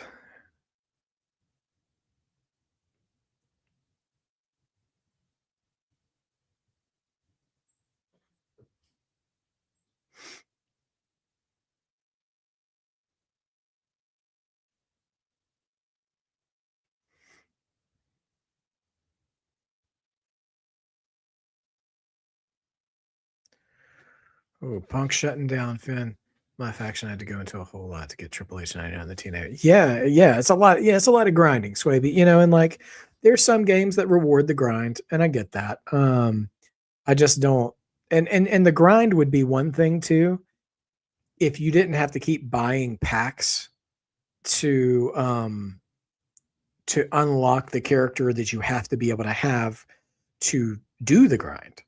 I wish you could do the grind with anybody you have on your roster. I would appreciate that. I've got Punk for this one, RT. I just don't believe there's a world where Finn Balor takes the world title to WrestleMania. I don't believe there's a multiverse of that one. Balor doing those elbows to the neck, Gunther style here. That's interesting. Crowd booing a lot too. 1916, or is that what they call it? All right. Going up for the coup de grace again. And he got it. Middle of the ring. 1, 2. Punk still kicks out. Finn very frustrated by the developments.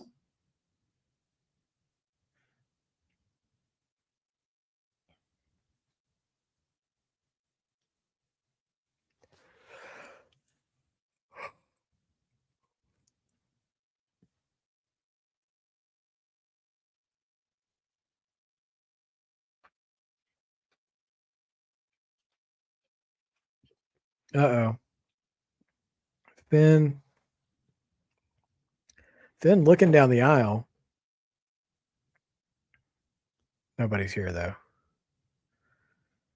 Uh-oh. Reversal. Punk trying to power through the reversal into the go-to-sleep position. And now, but Balor falls out of the ring, so Punk can't cover him.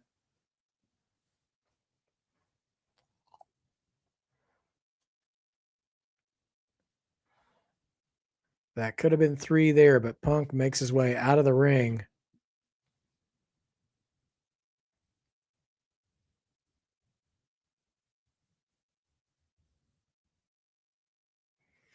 Count is going on.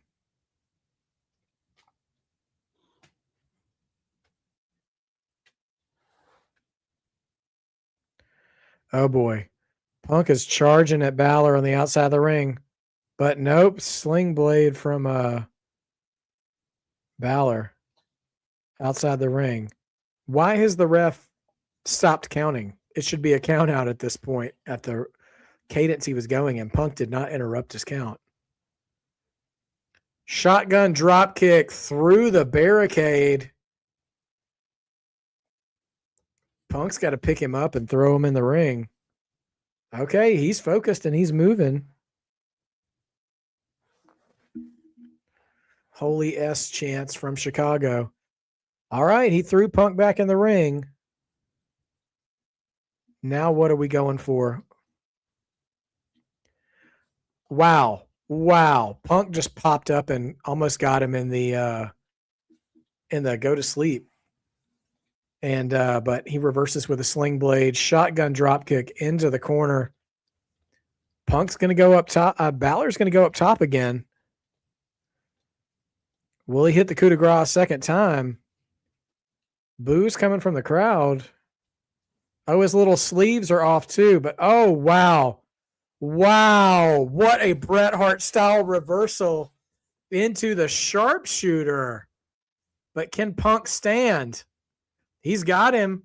He's got him locked in. Ring the bell. He hasn't tapped. Balor hasn't tapped.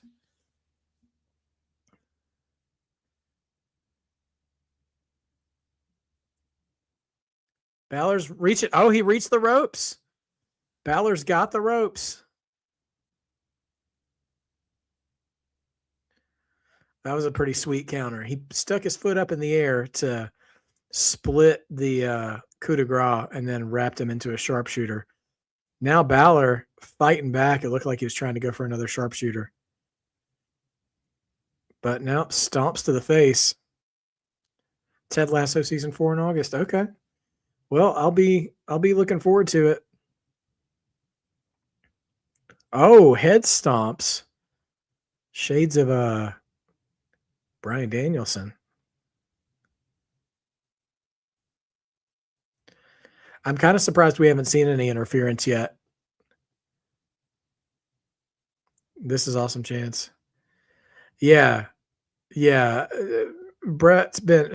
Punk has been given quite a couple of homages here tonight. Clean go to sleep, middle of the ring. That's that. Punk wins. Punk retains. So we will have Punk versus Roman as predicted, and no interference. That was just a straight one-on-one match. Your boy is up 3-0. AJ's 2-1. Becky 1-2. Cult of Personality rings throughout the arena.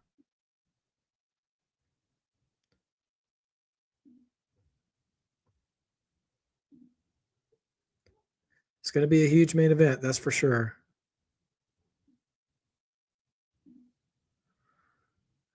All right, updating our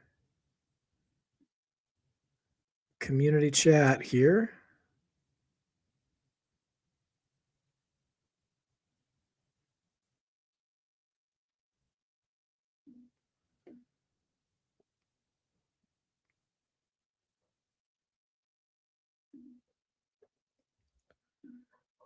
Let's see, just making sure we've got all our answers locked in here.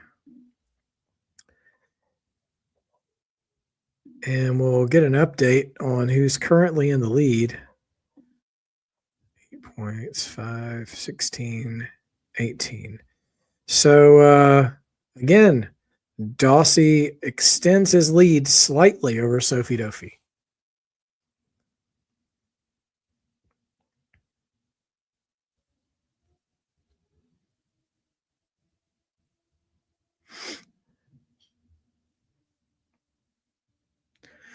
And Punk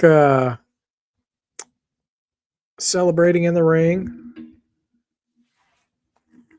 Bloody mouth and everything. Oh, Finn standing off with Punk post-match. Will we get some kind of a sign of respect? Finn's nodding, extends his hand for a handshake.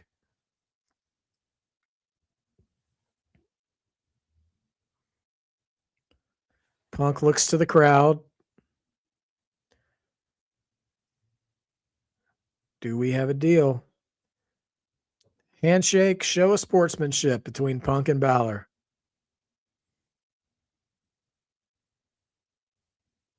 Yeah, I'm sure Liv's not happy. I'm sure the rest of the Judgment Day is not happy about this.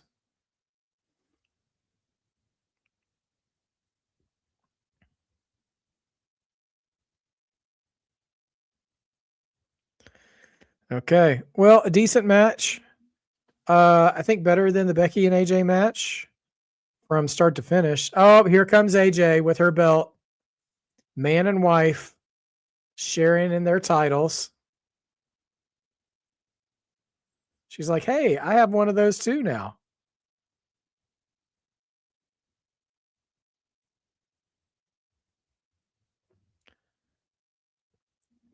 Larry Forever sign in the crowd. That's actually pretty cute.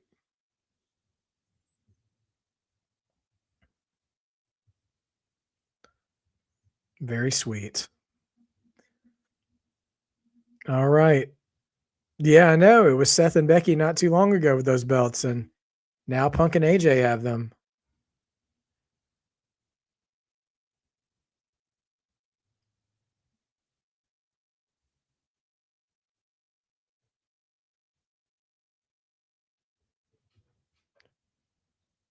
All right. So, yeah, we've got Punk and Roman main eventing WrestleMania this year.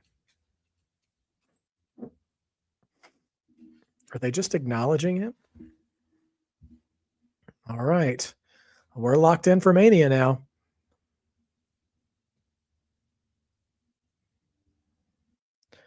Who do I think Liv's mad at more, Finn or Raquel? Ooh, good question. I'll say Finn.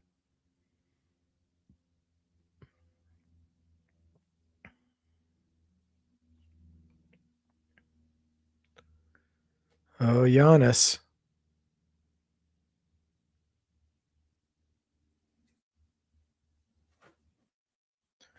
Who else is here? Liliati. Wouldn't know without a although his custom belt looks pretty good. Oh, it's a WrestleMania belt. Okay. It's black and gray. All right. Time for the men's chamber. It's our last match of the evening. We got Randy Orton. We got Cody Rhodes. Oh, it's a shot earlier of Raquel going all British Bulldog.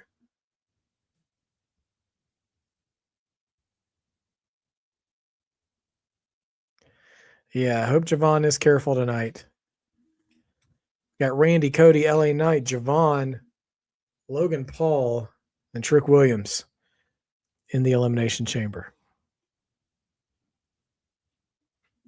All right, while we're getting a recap here, I'm going to go check on the mascot again really quick, and I'll be right back.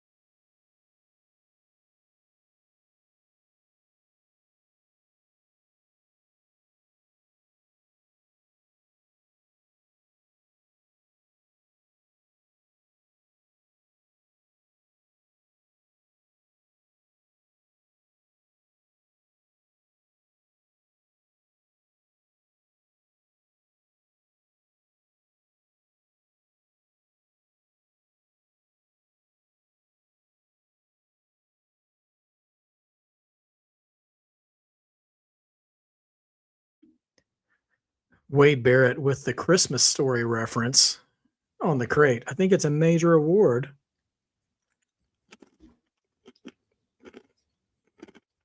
Okay. We've got the crate. They're opening it right now. It's Aldous and... Is that a casket? Oh, gosh. It is going to be Danhausen, isn't it?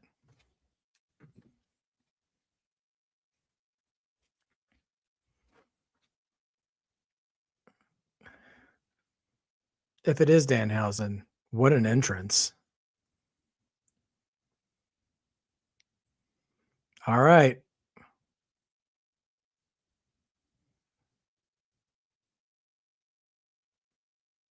It is Danhausen.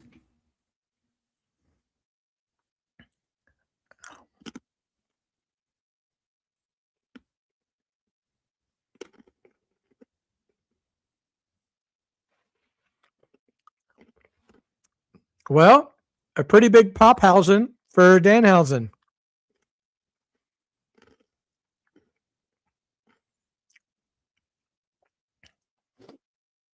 He's in his ring gear. Is Danhausen going to wrestle?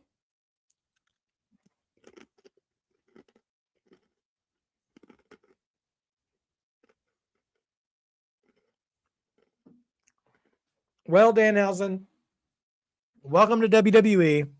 I'm glad that you're being utilized and not being put on the bench.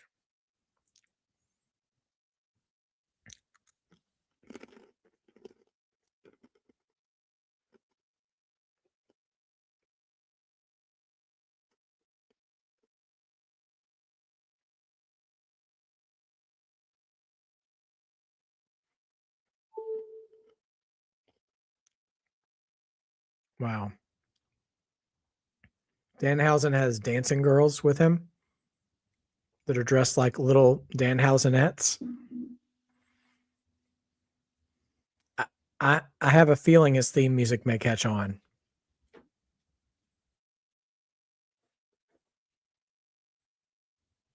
And now the lights have gone out. And the cheers kind of turning to boos. Is that it? He's just gone? That's all that was. Try to tell you guys, never overbook a box. a Boxhausen, if you will. Oh gosh. All right. Well, we got done with all that, and it's time for back to wrestling. Danhausen, man. Here we go.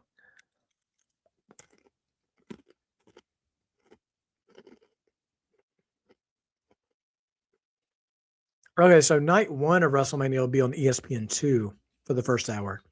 Night 2 of WrestleMania will be on ESPN1 for the first hour.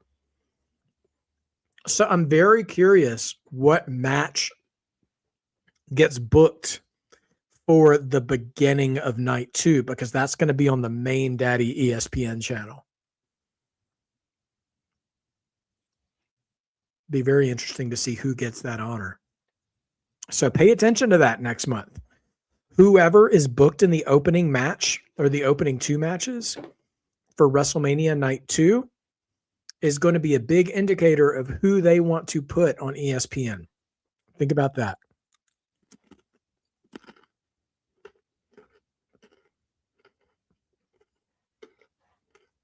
Yeah. To be clear, that was not really the truest introduction to Danhausen, because he just came out, posed, had ladies dance with him, and then just disappeared.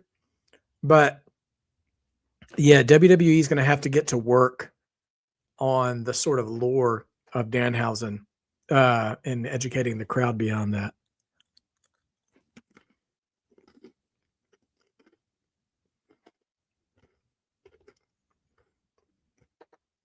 Yes. How many titles are going to be defended at Mania? That's a good question. So you'll have 4 world title matches, the 2 ladies titles, the 2 men's titles. We'll probably see, I'm guessing we'll see the ladies Intercontinental title now that AJ Lee has it. We'll probably see the men's Intercontinental title as well. So that's 6 titles already. I don't know if we'll see Mello defend the U.S. title. I think he should. I think he's earned it. And I think they built a whole division where they could do a multi-man ladder match, whatever. That's something. I think the women's tag division has earned the right to defend the women's tag titles at Mania. So I would say at least 8 titles. And if Io Sky faces Julia, that match is on the card. That's not a SmackDown match. Not with Io.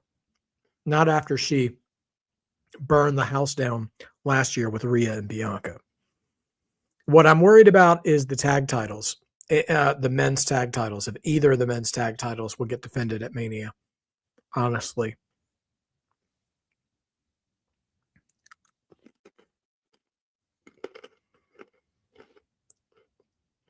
Last name, I'm not against that. You know, back when WWE didn't have so many titles, that was the norm at WrestleMania.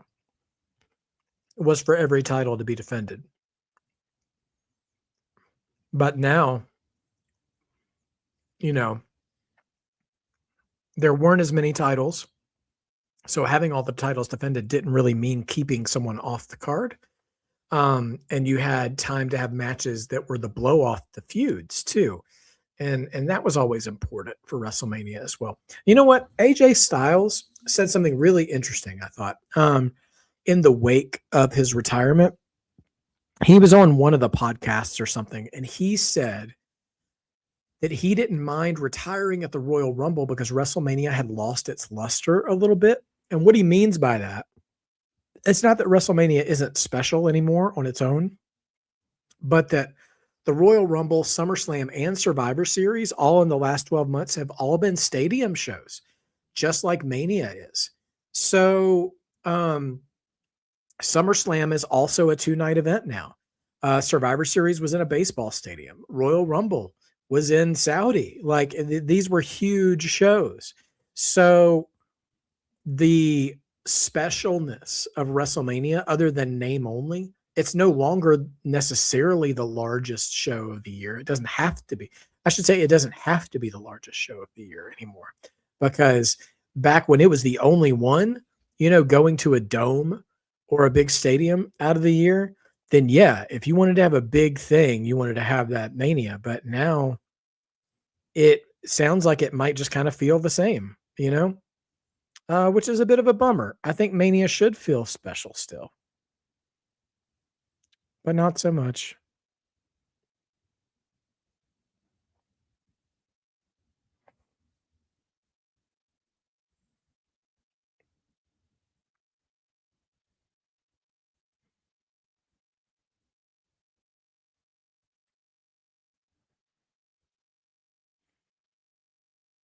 Yeah, I don't think, but pizza titles might. Yeah, it's well, yeah, because it's the Usos, right? The Usos will be defending the titles at Mania if they're still champions. You're right about that, Dossie. I don't think the SmackDown tag titles make it on the show, though. If there's a title that doesn't make it, it's that one.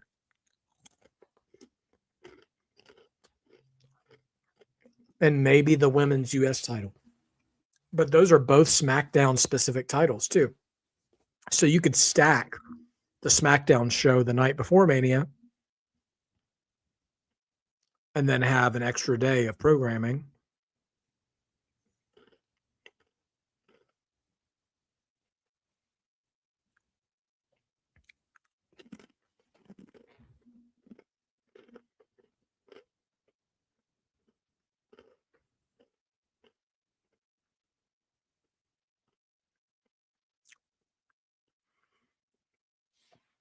WWE World, the week of Mania.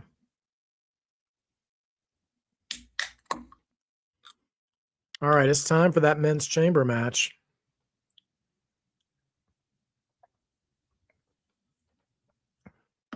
There will also be a post show. Of course, I'm not going to be sticking around for that. I've kind of stopped. Can't remember that. Good call, Dulcie. I agree with you. Battle Royal, tag, and U.S. championships the night before. I tell you, and you know what I would do? Let me fantasy book for you guys. I don't know what match you could have Rhea and Jade open night one of Mania. And then you have the winner of the Elimination Chamber and Drew McIntyre open night 2 of Mania, because we know Cody and Roman are going on last, right? And I would want the ESPN premiere of WrestleMania to be the WWE title match. But what I would have main event night 1 is a TLC tag match for the women's tag titles. I just wish Rhea and Io would be in it. And if them not being in it, you know, it is a factor, maybe we don't do that. But there's so many women's tag teams, you know, that can compete. Not a bad idea. Or you could have Liv and Stephanie open night 1, 2, and Rhea and Jade could main event night 1. I don't know.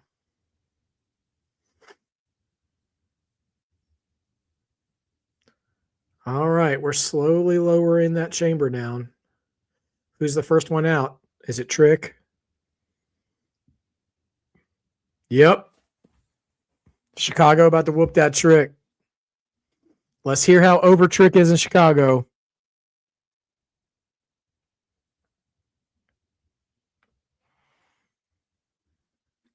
He's just standing on an illuminated platform. Ooh, Sol Ruca and Io is a tag team last name? Come on, dog. I don't know if you can do that fast enough, but you do have my attention. Did Danhausen curse the vision? Very wise, very evil thinking there. Possibility.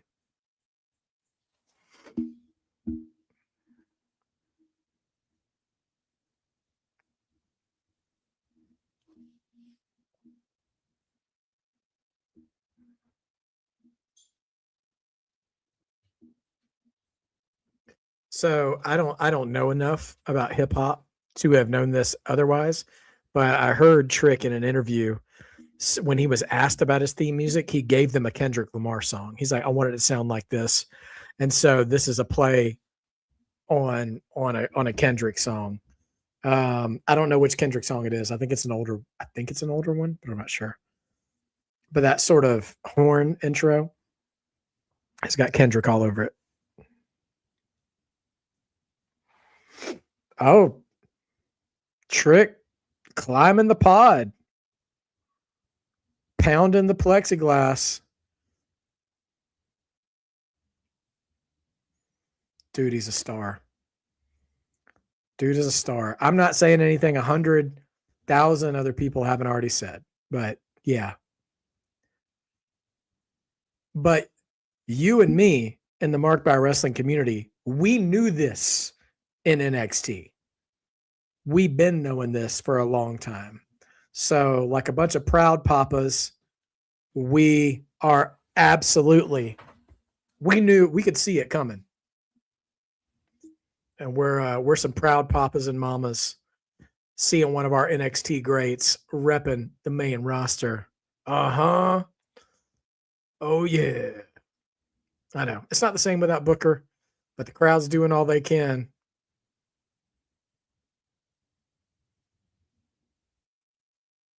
Man, you can't fake the charisma that Trick's got.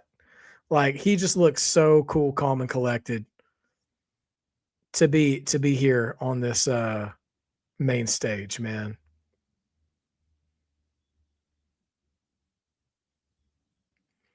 He's just taking it all in, man. His aura quotient is really strong. What I mean by that is he already knows how to soak in the adulation for the right amount of time, like a Roman or an Undertaker. And here comes LA Knight, man. We're just getting all the pops out of the way. Crowd's hot for LA Knight, too. So now we got to wonder who the first two are going to be in the pod. I wouldn't have thought Randy would be one of them. I think it'll be Javon. I think Javon will be one. I think Javon and Logan. Ooh, Javon and Logan could be a fun opening too. Although, who's leading that match? That's just they're both. I mean, Javon has been around, but not in WWE for a super long time.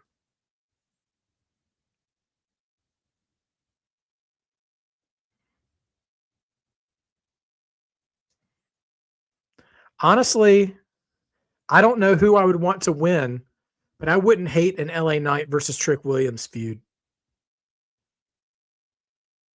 The promos alone would be a lot of fun.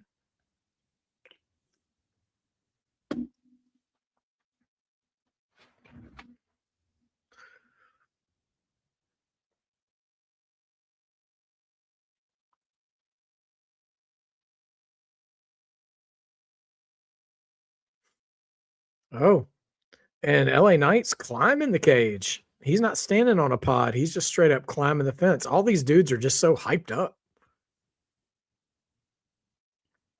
Yes, indeed. Our brothers and sisters, A and B Combos Wrestling Edition, saying, don't forget to whoop that like button. Got to hit that like button, y'all, to keep this thing going. Please do while you're here. I know last name. Yeah, there's some Carolina boys, man. Javon from North Carolina, Trick from South Carolina. Actually, Oba's he's from Nigeria originally, but went to school at Alabama. Just a bunch of Southern boys, man. Just knocking it down, holding it down.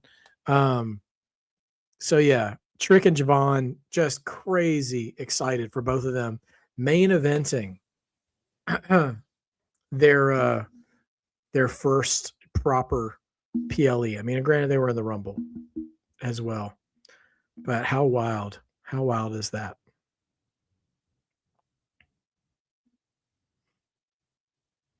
Oh, Logan's going to a pod.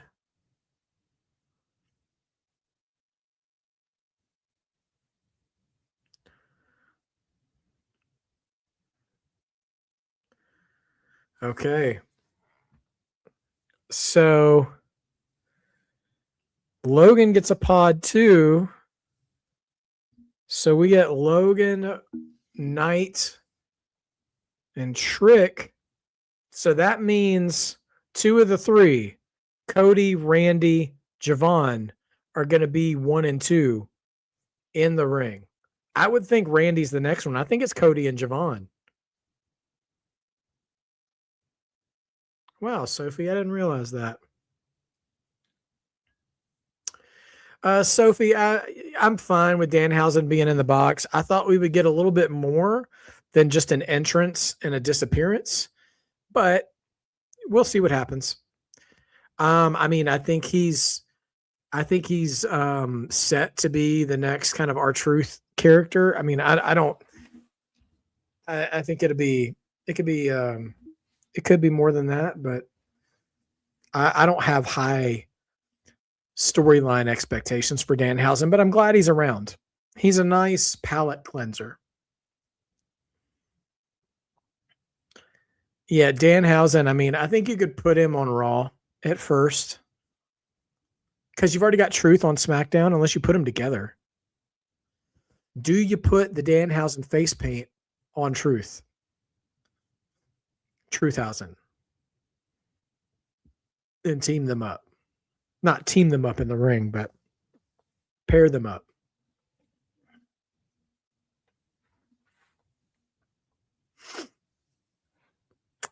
It didn't go over super well. There was an initial pop for his appearance, but I feel like the crowd didn't know what to think when he got to the ring. And it was all over so fast. So I don't know. All right, we're getting Cody and Javon. Because here comes Randy to take that last pod. I didn't hear any boos for Danhausen. I just heard a pop dwindling into disinterest.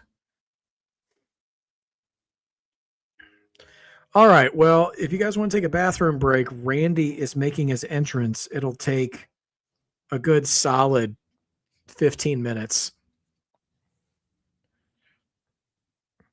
Yeah, Randy ain't doing full match work anymore. So I knew he was going to get a pod. In these pod war games style matches, you never put your veterans in first. You don't put your oldest guys in there first. You save them for last. For sure.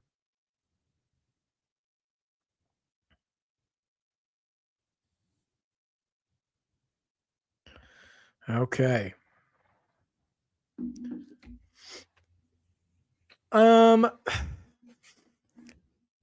Sophie, Danhausen is like, what if Kane or the Boogeyman was like R-Truth, kind of, but skinnier and nerdier, you know?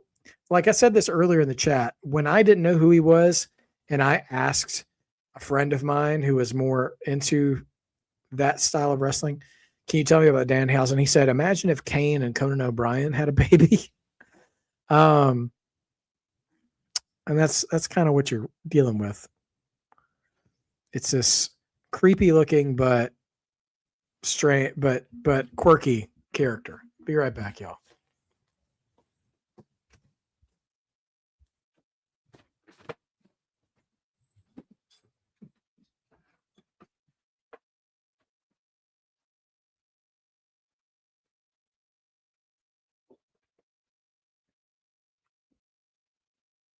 Oh, sorry, Sophie. Yes, you're absolutely right about that. Randy is the new Undertaker entrance. He and Roman, you can set your watch to those entrances, man. It is you can pack a lunch for how long it takes them to get to the ring. So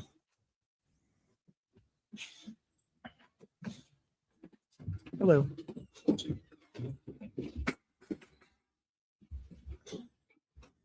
Okay.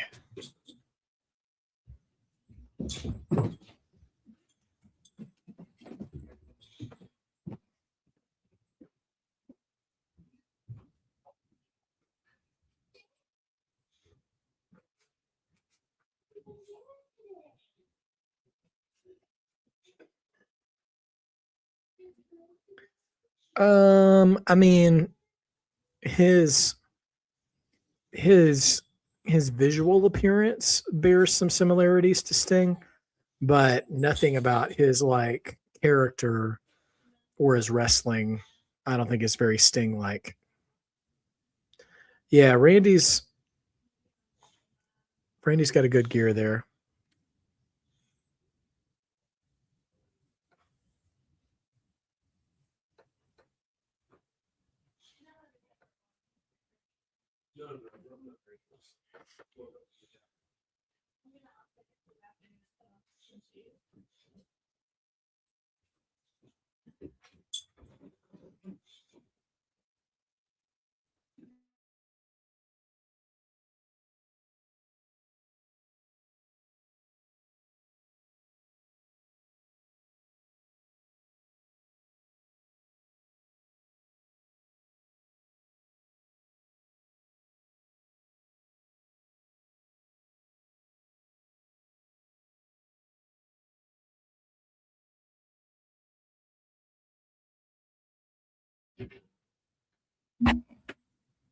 Okay, here comes Javon.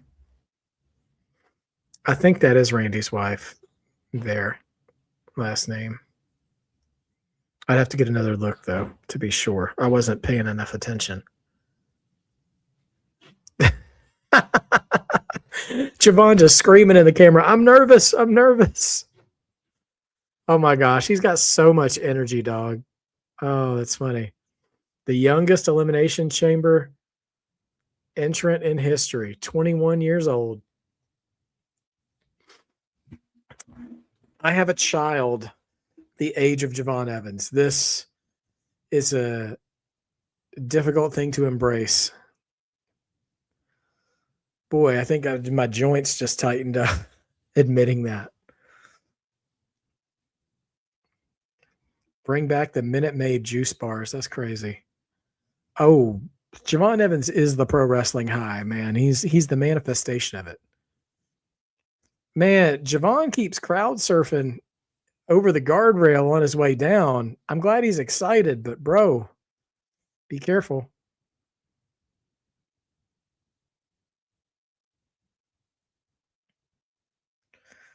Oh.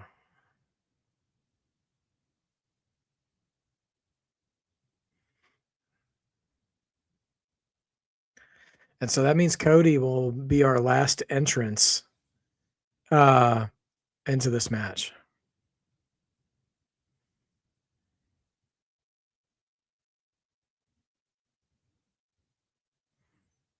Oh yeah, no Leon Slater in this match. Although that'd have been fun.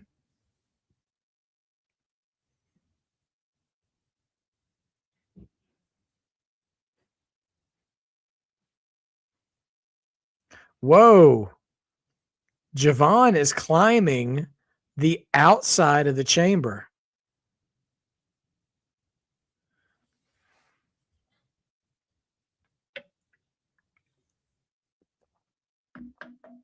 Yeah, Javon is the first like high profile professional wrestler I can think of that was born after 9/11. We're in that era now. And it's only going to keep coming.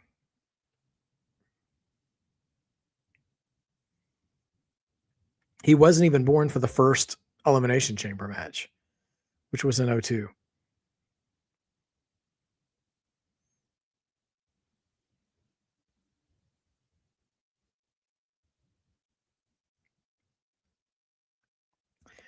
Javon's getting all his climbing in now, dude.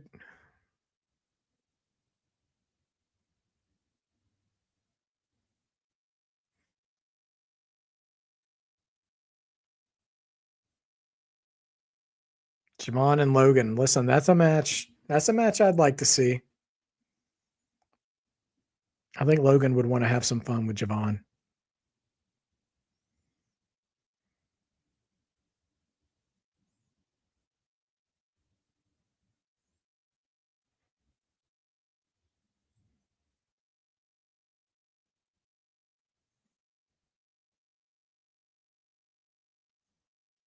Man, dude, I mean, dude is just bouncy. Born around the same time. Okay.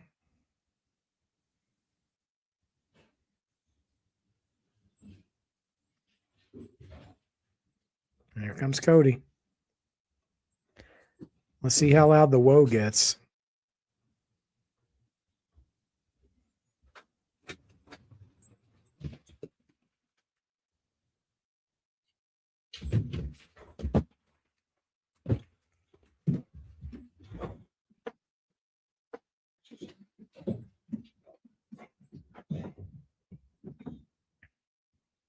I think Javon's knee is going to take Logan's salt, dude. I would love to see it. All right, let's see how woe-ish Chicago is for Cody making his entrance here. Yeah, they're still pro Cody here.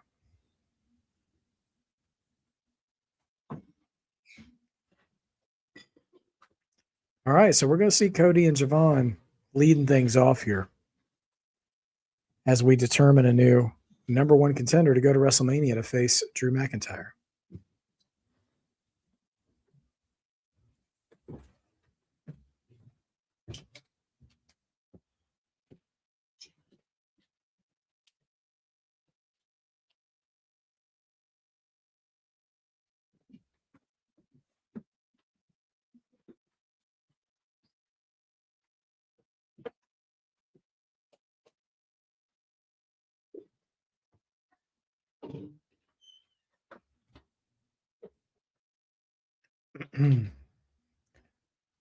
All right, we're going to hit our second woe as he's getting into the chamber.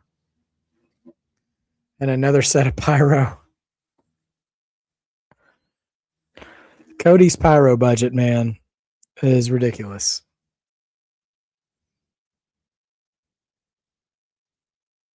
Crazy, crazy.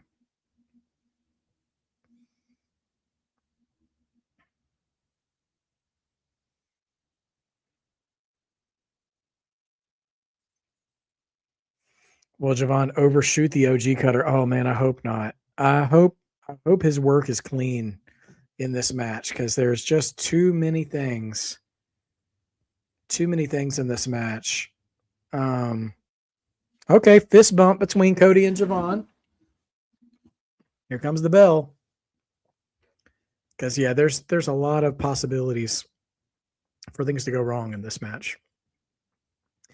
All right, starting 5 minutes is Cody and Javon. Main event time. Let's do this, y'all. Leroy Jenkins.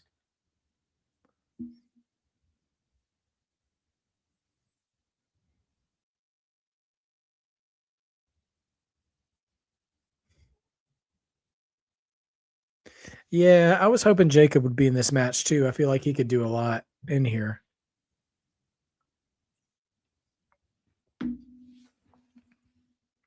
But it seems clear that for some reason they wanted a member of the Vision in this match.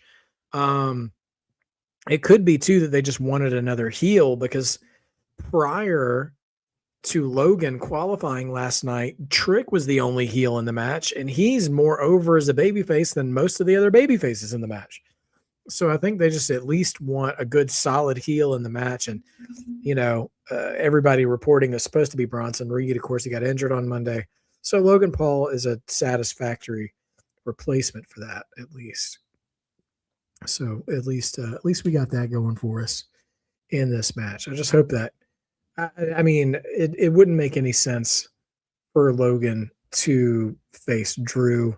So I do not think that's what we'll end up seeing. But yeah, we'll see what happens here. Oh, I've got a buffering problem now that the best match has started. Come on. There we go.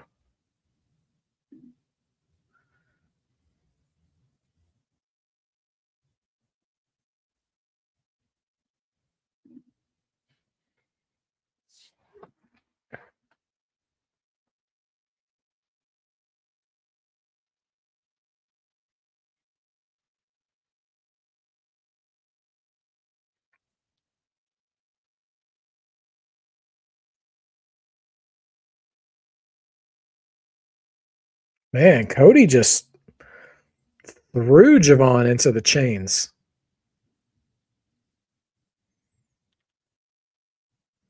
Some very off-color chants directed at Logan Paul.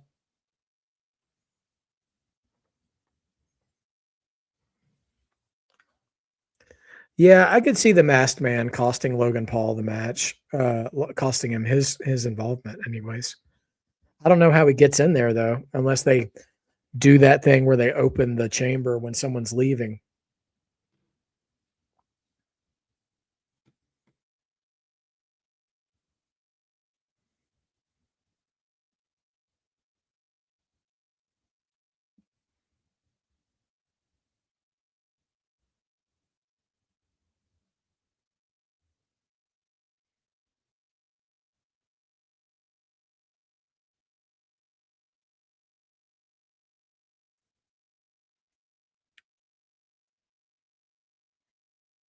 Oh, that's true. Although the outside of the ring looks more padded than it used to be when when Shawn Michaels pulled that in 2010. Um the outside of the ring were like steel grates.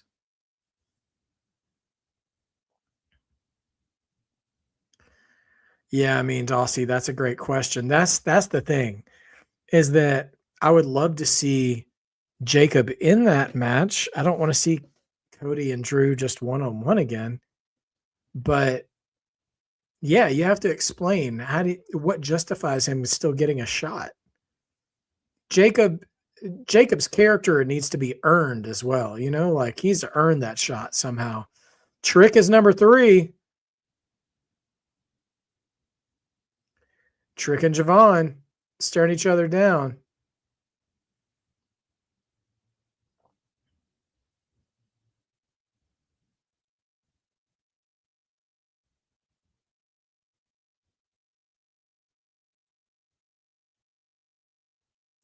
Ooh, a Harlem sidekick gets Matrix dodged.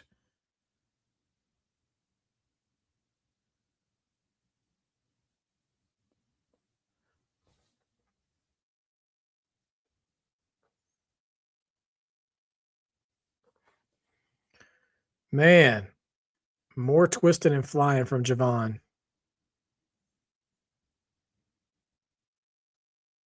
Cutter. Oh, but Trick blocks the OG cutter.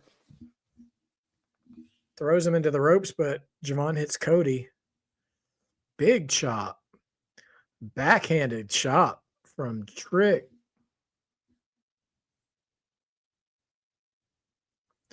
Russian leg sweep there by Cody on a Trick.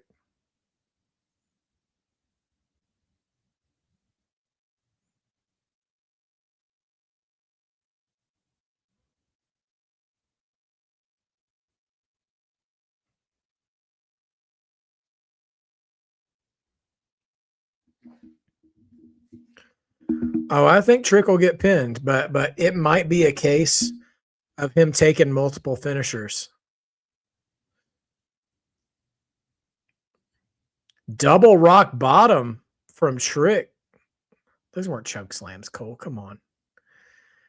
I could see Trick taking like an OG cutter and an RKO or something like that.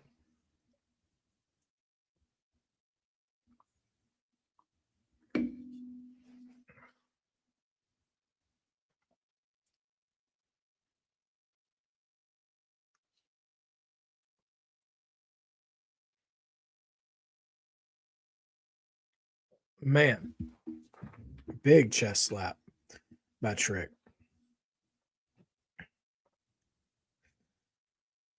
Oh man, that buffering's still going. I don't love that.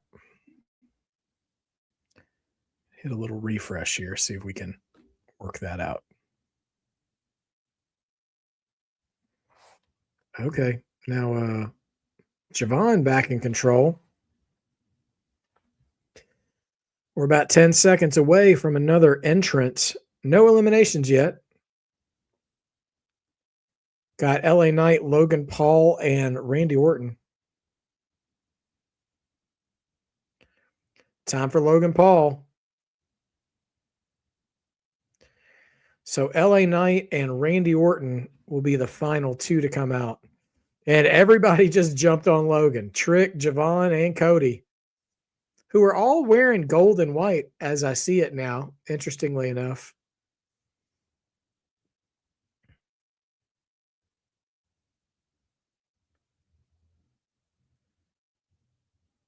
Oh. Logan just gets hurled into the pod.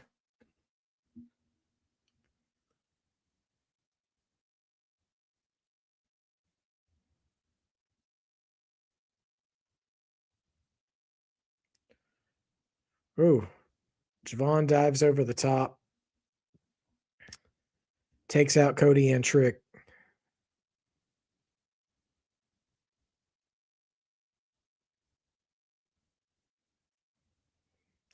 Man, he went through that pod like a pinball.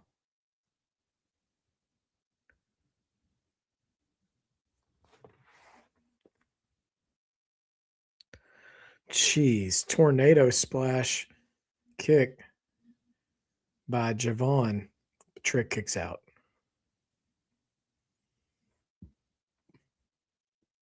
Yeah, well, Randy is deceptively big. He is a big dude. He and Billy Gunn, both deceptively large men.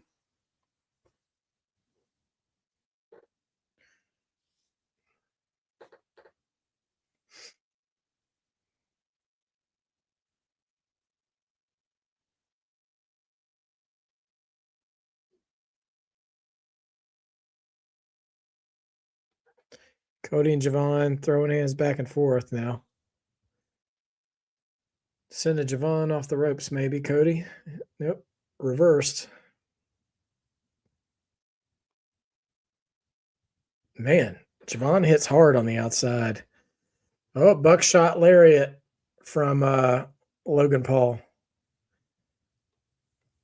onto Cody and spits on Cody.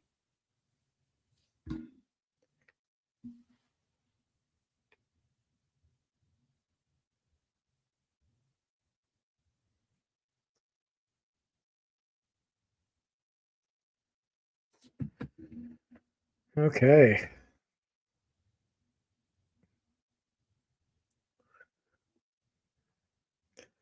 Cody keeps holding his jaw. Like, and he just took a shot from Logan too, right to it.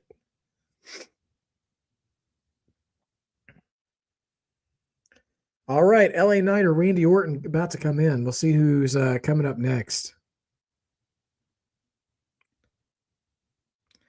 Oh, yeah, Randy's definitely got the experience out of everybody here. Time for LA Knight.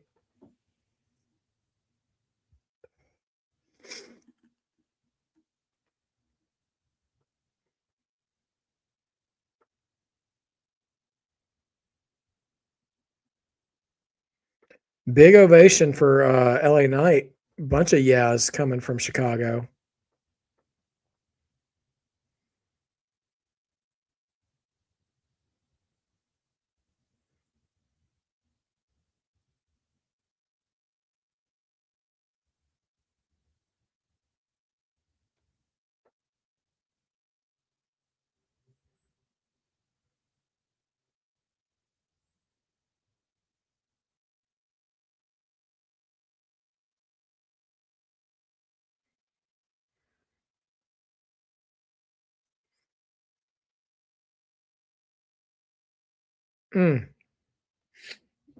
Yeah, Randy's clock is going to hit 0, and he's going to take another 8 minutes just to get out of his pod.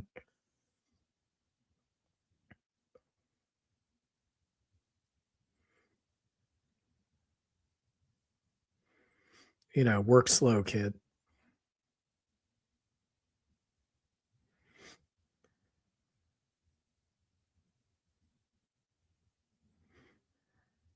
Oh, Javon is climbing up on top of the pod with Logan Paul. What are we about to see here? Cody and LA Knight are up. Trick is also getting up. Something's about to happen here. LA Knight's climbing to the top of the pod too. So we have Javon and LA Knight both throwing down on Logan on top of the pod.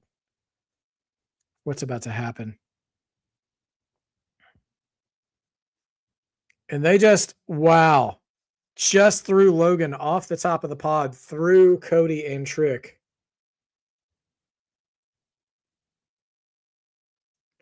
That sounds like the dumbest thing I've ever heard, Sophie. That sounds like an AEW fan making up news.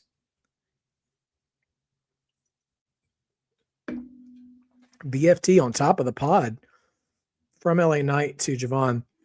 There's no way the Chicago crowd was chanting, "We want refunds," after seeing CM Punk and AJ Lee both holding gold together in their hometown. That's a load of crap.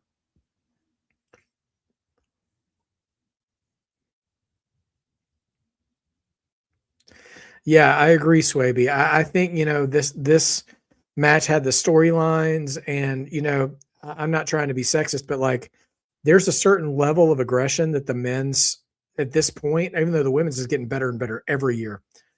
Here comes Randy now. The men's match is like, I think they take more risks in the match. They hit a little harder for a match like this, that's something you want. Ooh, Randy hit that snap power slam on Trick, but Trick's so heavy he didn't rotate over as fast as I think he thought he would.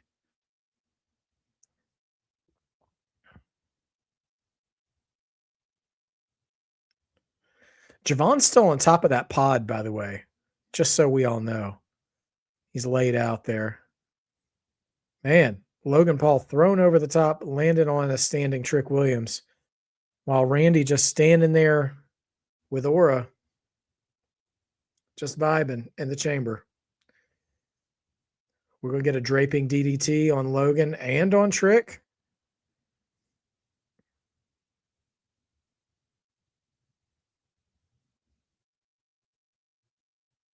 Yeah, I think Trick has gotten a little thicker, Swaby. I think you're right about that.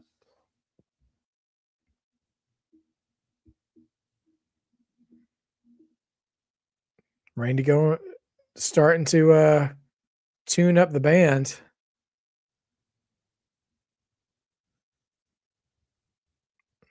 LA Knight slowly getting into position.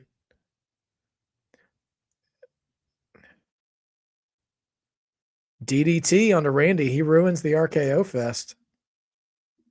Yeah, it does depend on who's in the chamber match too. You're right about that last name.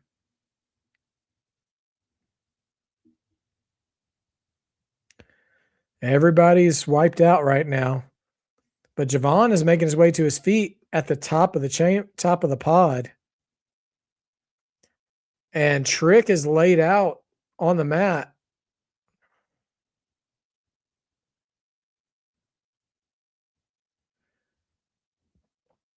Trick is in the drop zone. Frog splash and gets on Trick. And here comes, oh no, Logan Paul hits the pulverizer. 3, Javon is the first one eliminated. Logan steals one. Interesting. So I didn't know that. All right. Could the masked man run in here and do something to Logan?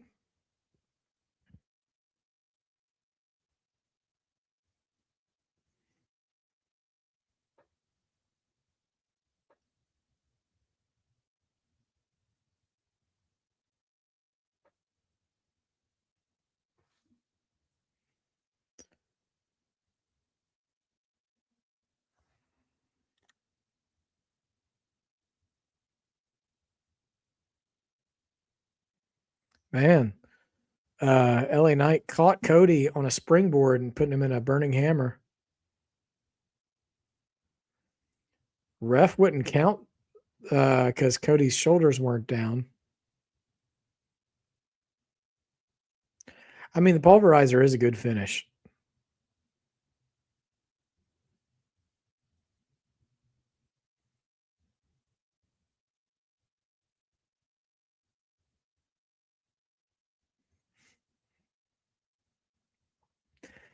Turnbuckle punch.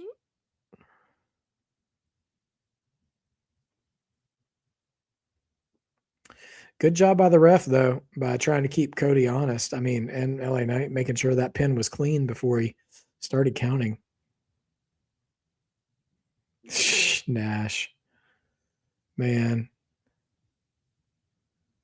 Randy with just a great little back bump there.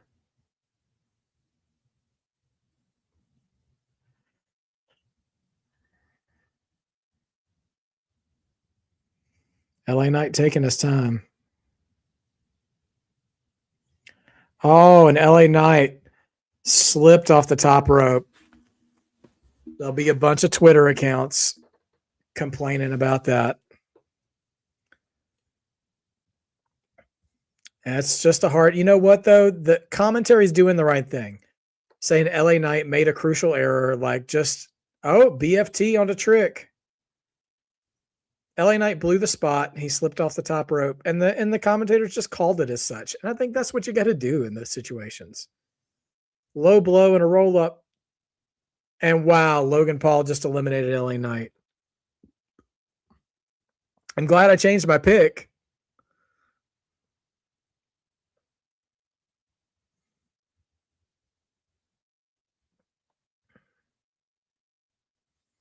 Yeah, it's wrestling. Botches happen sometimes. And you just, it depending on what it is, like sometimes there's just a glaringly obvious one, right? And when that happens, you just got to let it be.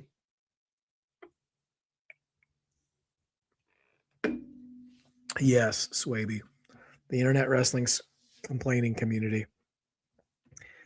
I do hate that for LA Knight, though, because apparently that was so close to his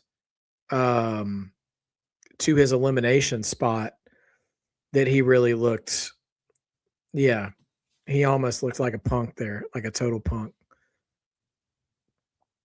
But at least he went out by a nut shot, Man, Logan got some marks. Big red mark on his back.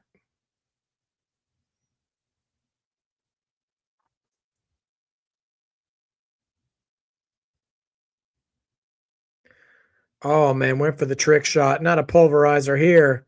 Nope. Trick gets out of the way, but the trick rolls right into a crossroads. And now Logan's got Cody, throws him into the corner and wants to steal the pin. Logan's got 3 eliminations. Logan's going to have the most eliminations in this match. Wow.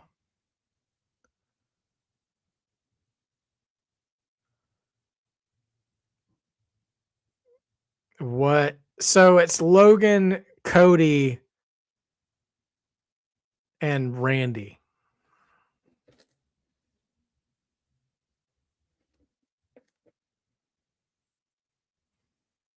So it's Cody, Randy, and Logan left. There's a pop. Oh, here comes the masked man. Climbing the outside of the cage, though. How's he going to get in? Oh, he's been pulled down by security.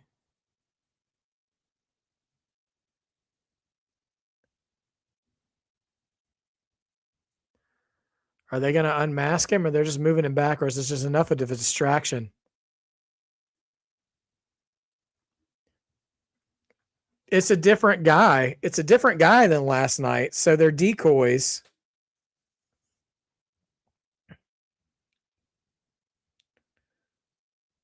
All right, so that's just a red herring, but it didn't accomplish anything.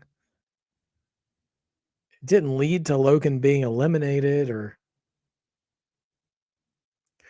is that a decoy? Oh, there's a second masked man who actually is in the ring, and that looks like an actual wrestler.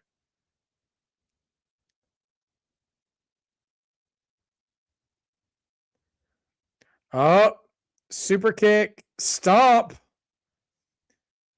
Could it be Cody going for the cover?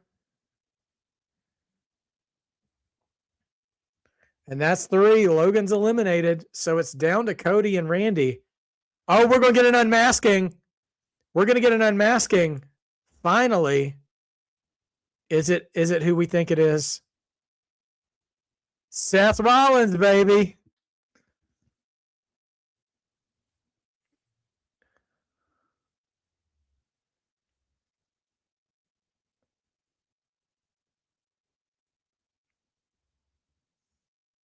Pretty wild that Seth would get cheered in Chicago after he was antagonizing Punk.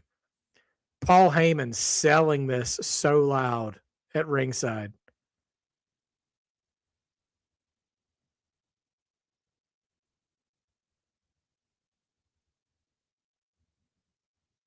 Seth leaving.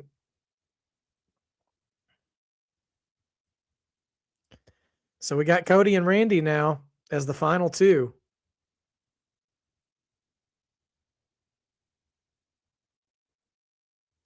So I guess we just hit fast forward on the Masked Man story. That's okay. So what do we get from Seth? Do we get Seth versus Logan at Mania? Because Bronson and Braun are both out.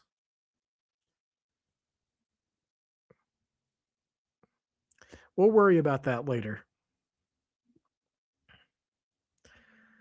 All right, Cody and Randy. 1-on-1.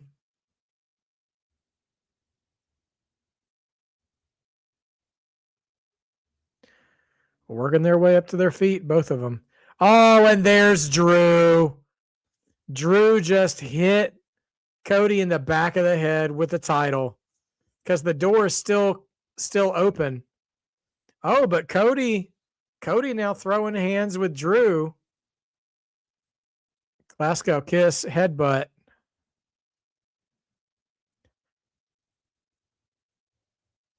Yeah, we got to find out if Austin is with Seth or not. Oh, Randy hits the RKO on Drew. And now Cody with the crossroads on Drew. And oh, RKO. 1, 2. Randy wins.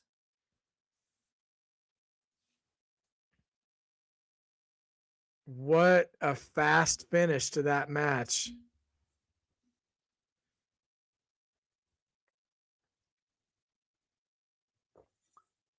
Randy wins the chamber. Cody is out. AJ, God bless him, changed his pick to Trick Williams.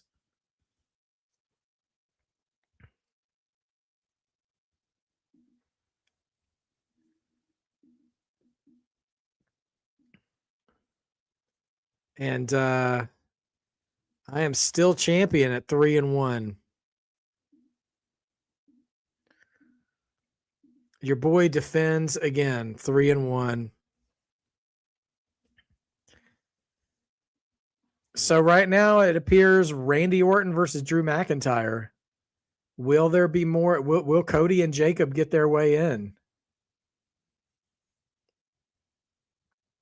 Cross in the picture? I don't know. I don't know about all that. Right. It could be a fatal 4-way. Or we could get Cody and Jacob just 1-on-1 for something else. I don't know. Great sell by Paul Heyman.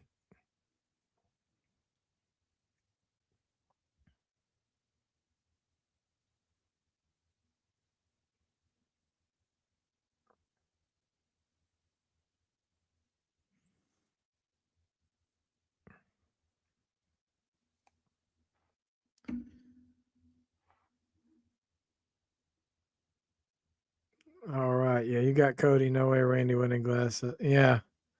Yeah, glad Seth is back too. We'll see what we got. But as it stands right now, Randy and Drew. We'll see. Yeah, Drew, you're absolutely right, Dossie. I just want to know how we tell that story. How do we get there? How do you justify? I mean, you can justify putting Cody back in because Drew interfered in the chamber match. You can justify putting Jacob in because he interfered in Jacob's opportunity to get into the chamber. So yeah.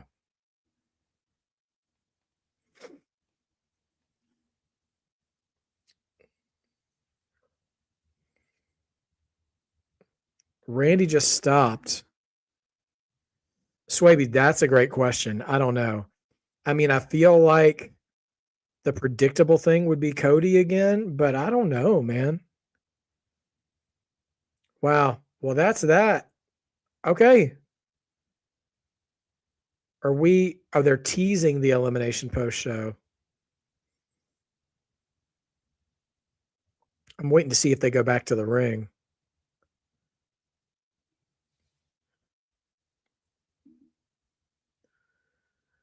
Okay. So yeah.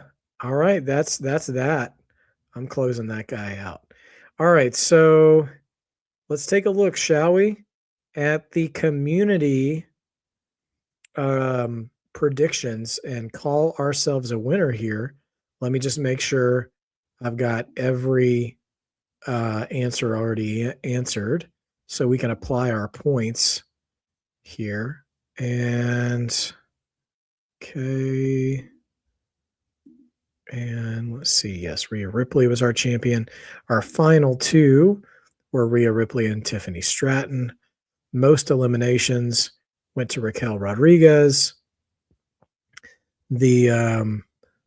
Actually, I still had Jey Uso listed here, but Logan Paul. And then answer key here, the winner was Randy Orton. The final two, let's see, was Randy Orton and Cody Rhodes.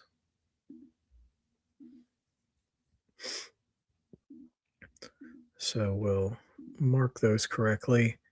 And then most eliminations was Logan Paul, which was pretty surprising. All right, so we'll mark that as well.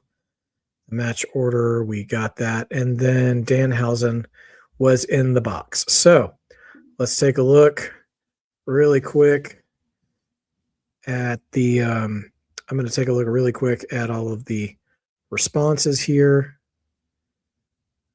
And yes, all right. So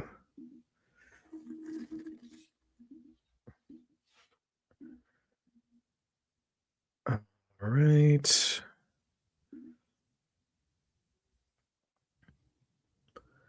Let me get down here. All right. Nothing there. Sorry, guys. I've only got a couple more things to do, and then I'll know for sure who won.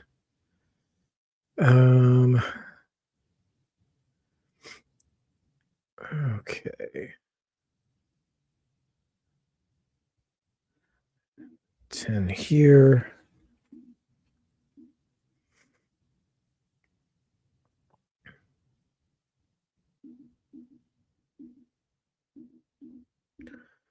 And let's see. Nope. Almost done, ladies and gentlemen.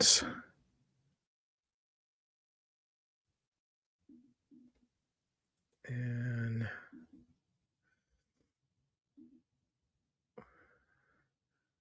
okay. So, all right.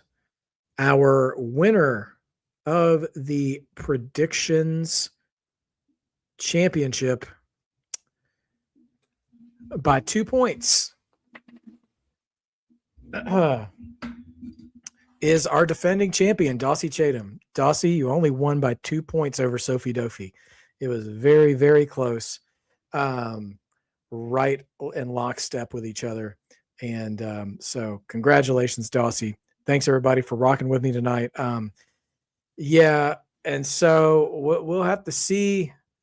That's a last name. That's not a bad idea, having Cody versus Jacob, and whoever wins gets added to the match. That's not a bad idea either. I think I would prefer a fatal four-way. I would rather see I would rather see both Cody and Jacob than Randy, if I'm being honest. But that's okay. So we'll see what the road to WrestleMania brings now that we're officially on it, right? So nevertheless, thank you guys for rocking with me. Tuesday, we'll be around for NXT to see what new excitement is on the horizon there as well. And until then, you guys, thanks for rocking with me tonight. I'm going to hop over to A&B to say hi. But in the meantime, thank you guys so much. I hope you liked the video. Make sure you like the video. And we'll come back again for WrestleMania for sure to do more predictions. But until then, don't forget to be a mark, because being a mark means you believe, and believing makes wrestling better. Love you guys. Hope you enjoyed Elimination Chamber. I'll see you all again very, very soon.